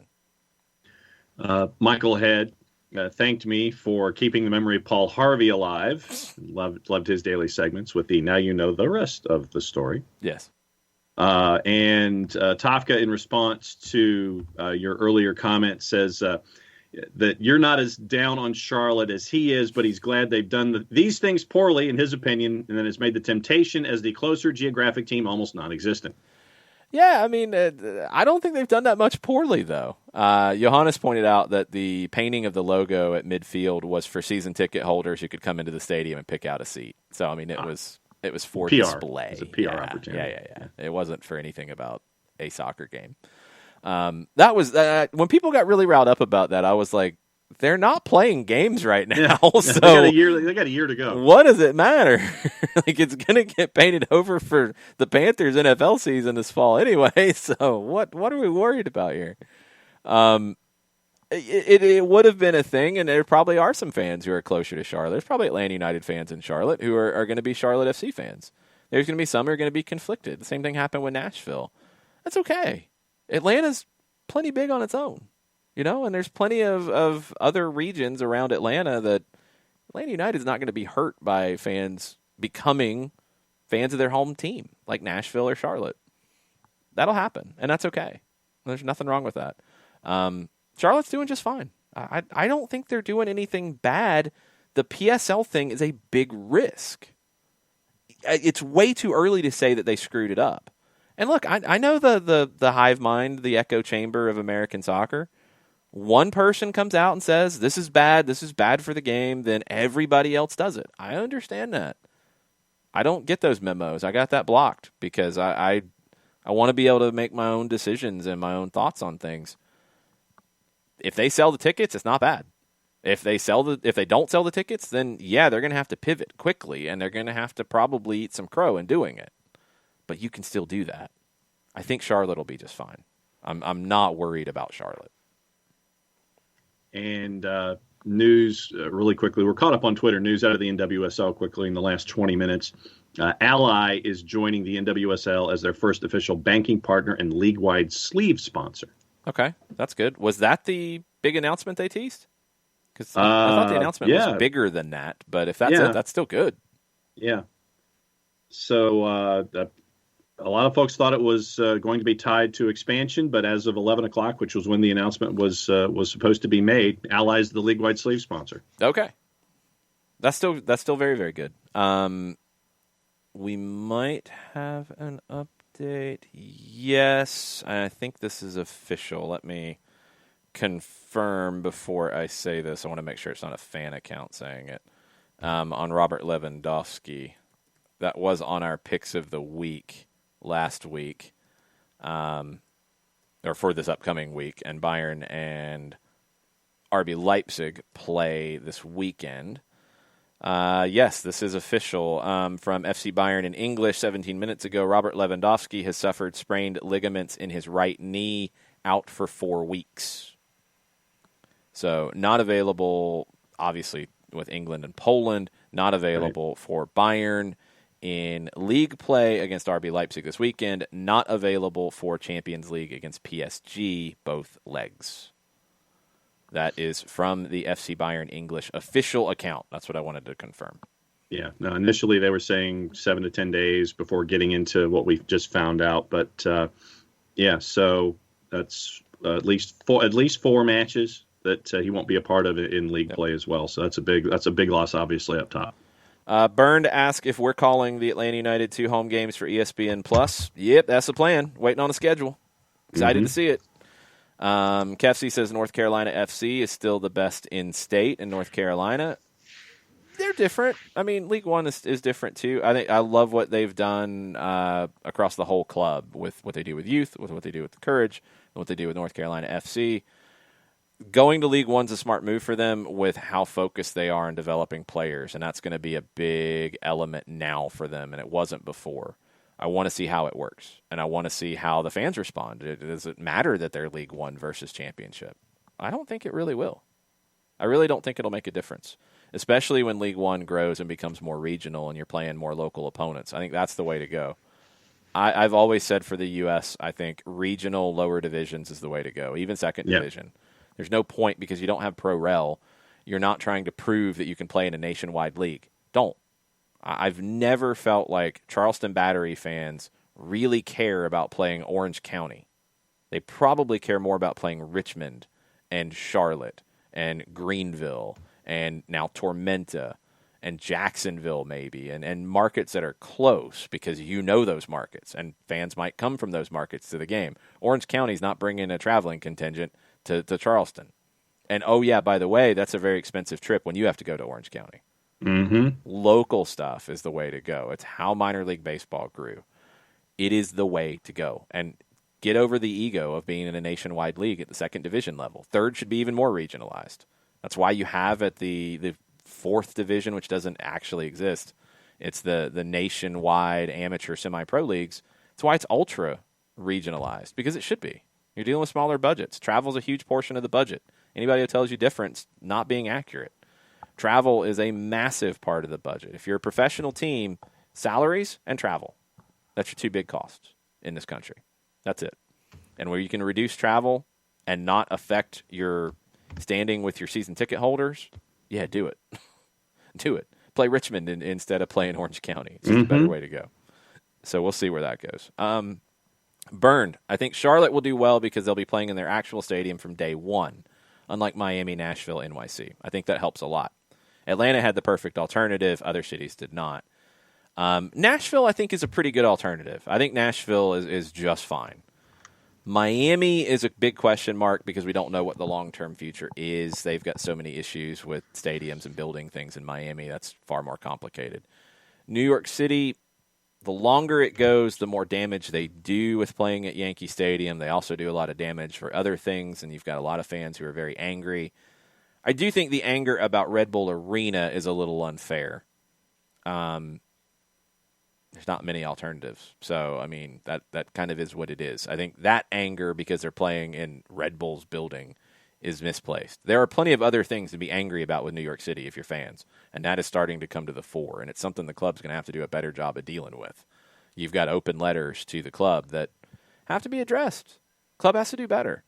Ultimately, NYC's success will be on getting the stadium built, and in the meantime, building these fan relationships, and they've lost a lot of them, and they have to fix it. There's no way around it. The stadium built doesn't fix everything. They got to fix these relationships. The Red Bull Arena part of the relationship, I think the fans are being a little unreasonable in that. That's my opinion. But the rest of it, no, they have some valid questions that the club has to do better at how they interact with their fans and people that are in their fan base that shouldn't be. You've had some very big issues with I believe, and I don't know the whole story, so I don't want to get it wrong. You've had issues with people who have been pointed out as abusing other fan members verbally, racially abusing them, and they haven't been removed from the fan base. They haven't been removed from official supporters groups, and that's a problem. That's something NYC's got to do better at. It's become an issue because it's lingered for a long, long time. So I hope they can fix that. Because you build a new stadium, that's great. You're going to expect people to buy tickets, and if fans are angry with you, they're not going to buy tickets. Yep. That's something that's got to change.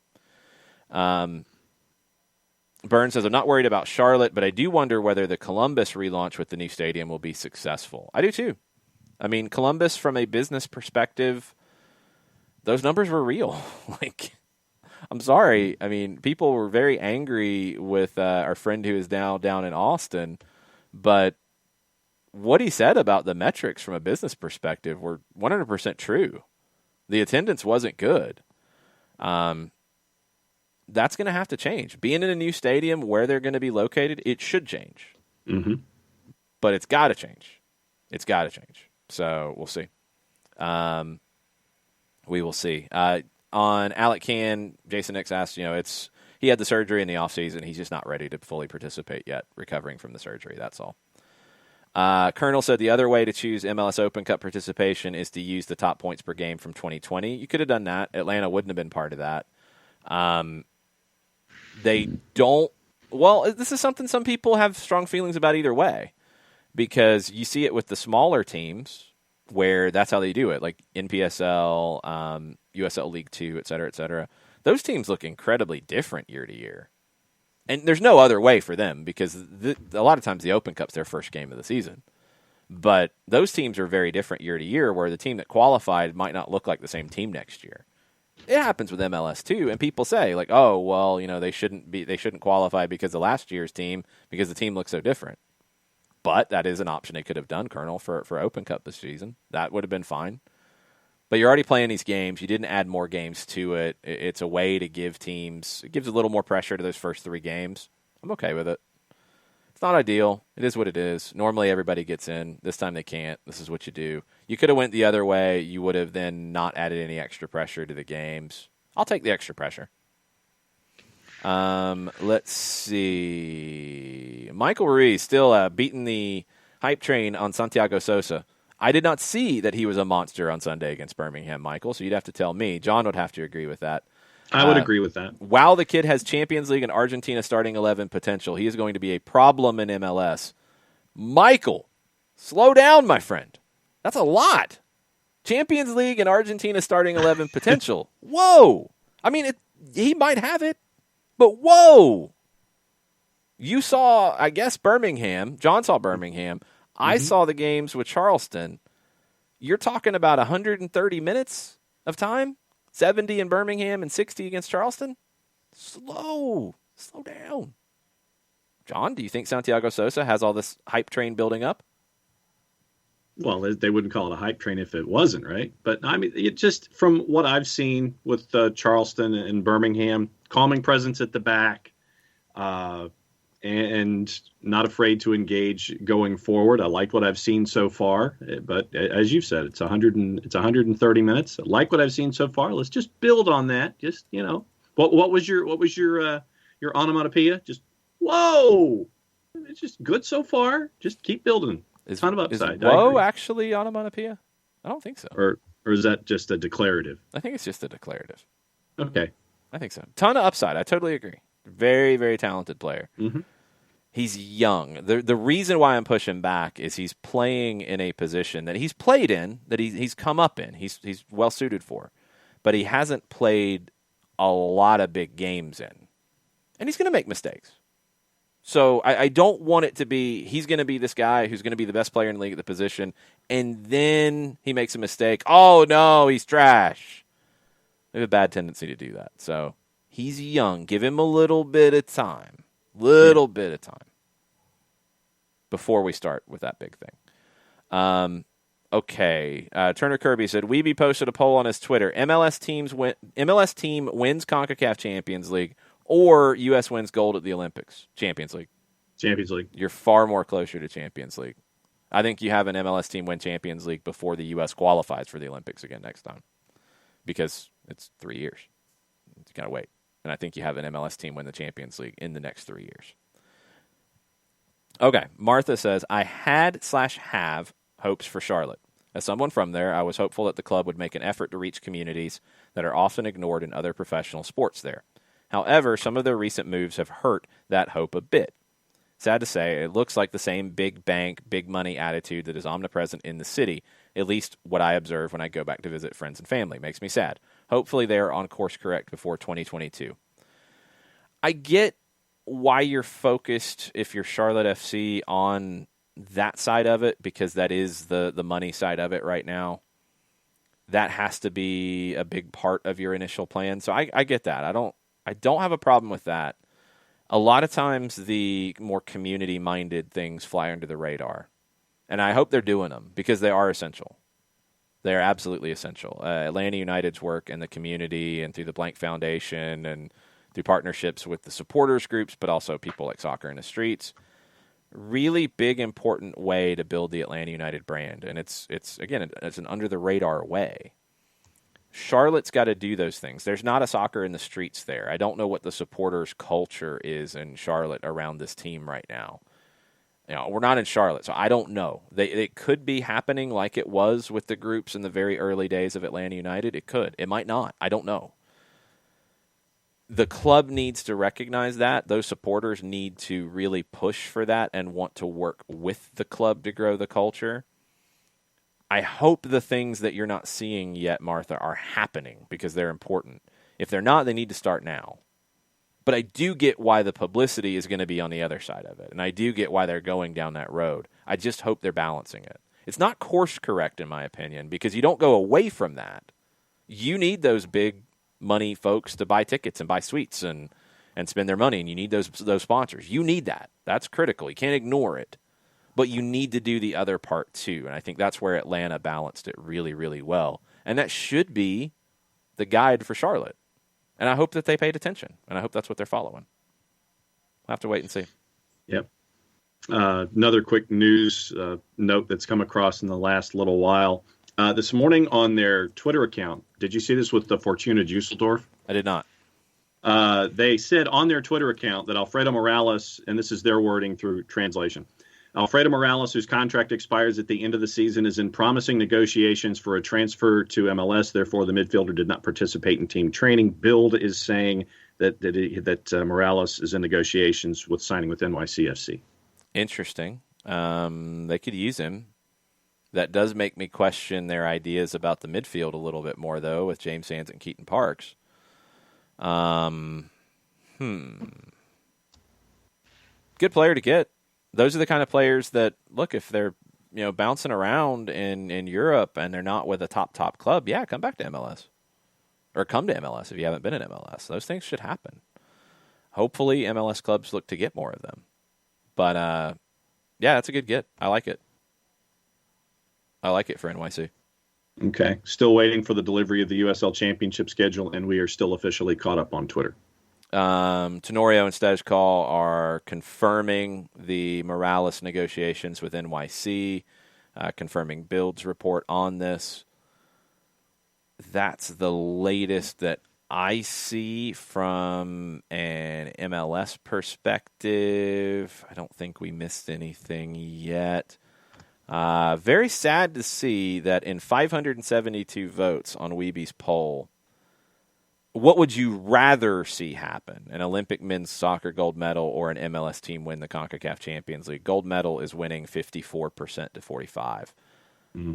What would you well, I answered it as which one would happen first. I would still rather see an MLS team. I would still rather have a CONCACAF Champions League. An Olympic gold medal is nice, but it doesn't really do anything. It doesn't really do anything. Yeah.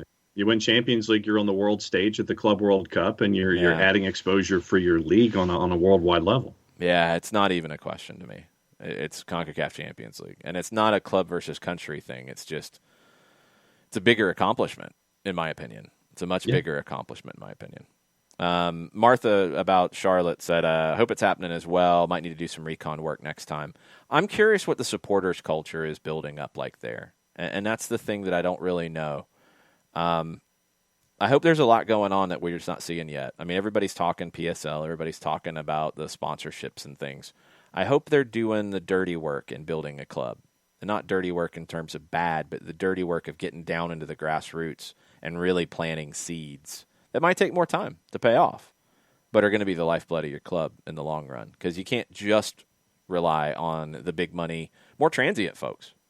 I mean, that's one thing that Charlotte has a lot in common with Atlanta. Like, you have a lot of people who come and go. You need the people who are going to be there. You need the people who have their roots in Charlotte, and you need to plant seeds with them. It's a very important thing. Burns says on Morales, the holding midfielder on that small pitch could be an issue for opponents. He's very, let's say it politely, rugged. And Michael Ruiz, continuing the hype train, says, Santiago Sosa is a better sixth than Alfredo Morales. Ha, ha, ha. He might be. Slow the hype train. Slowing the hype train. I'm trying to put the brakes on the hype train. Come on, ride the hype train. No, I'm trying to slow the hype train down. I'm trying to slow it down. Trying not to let it get out of control. Right.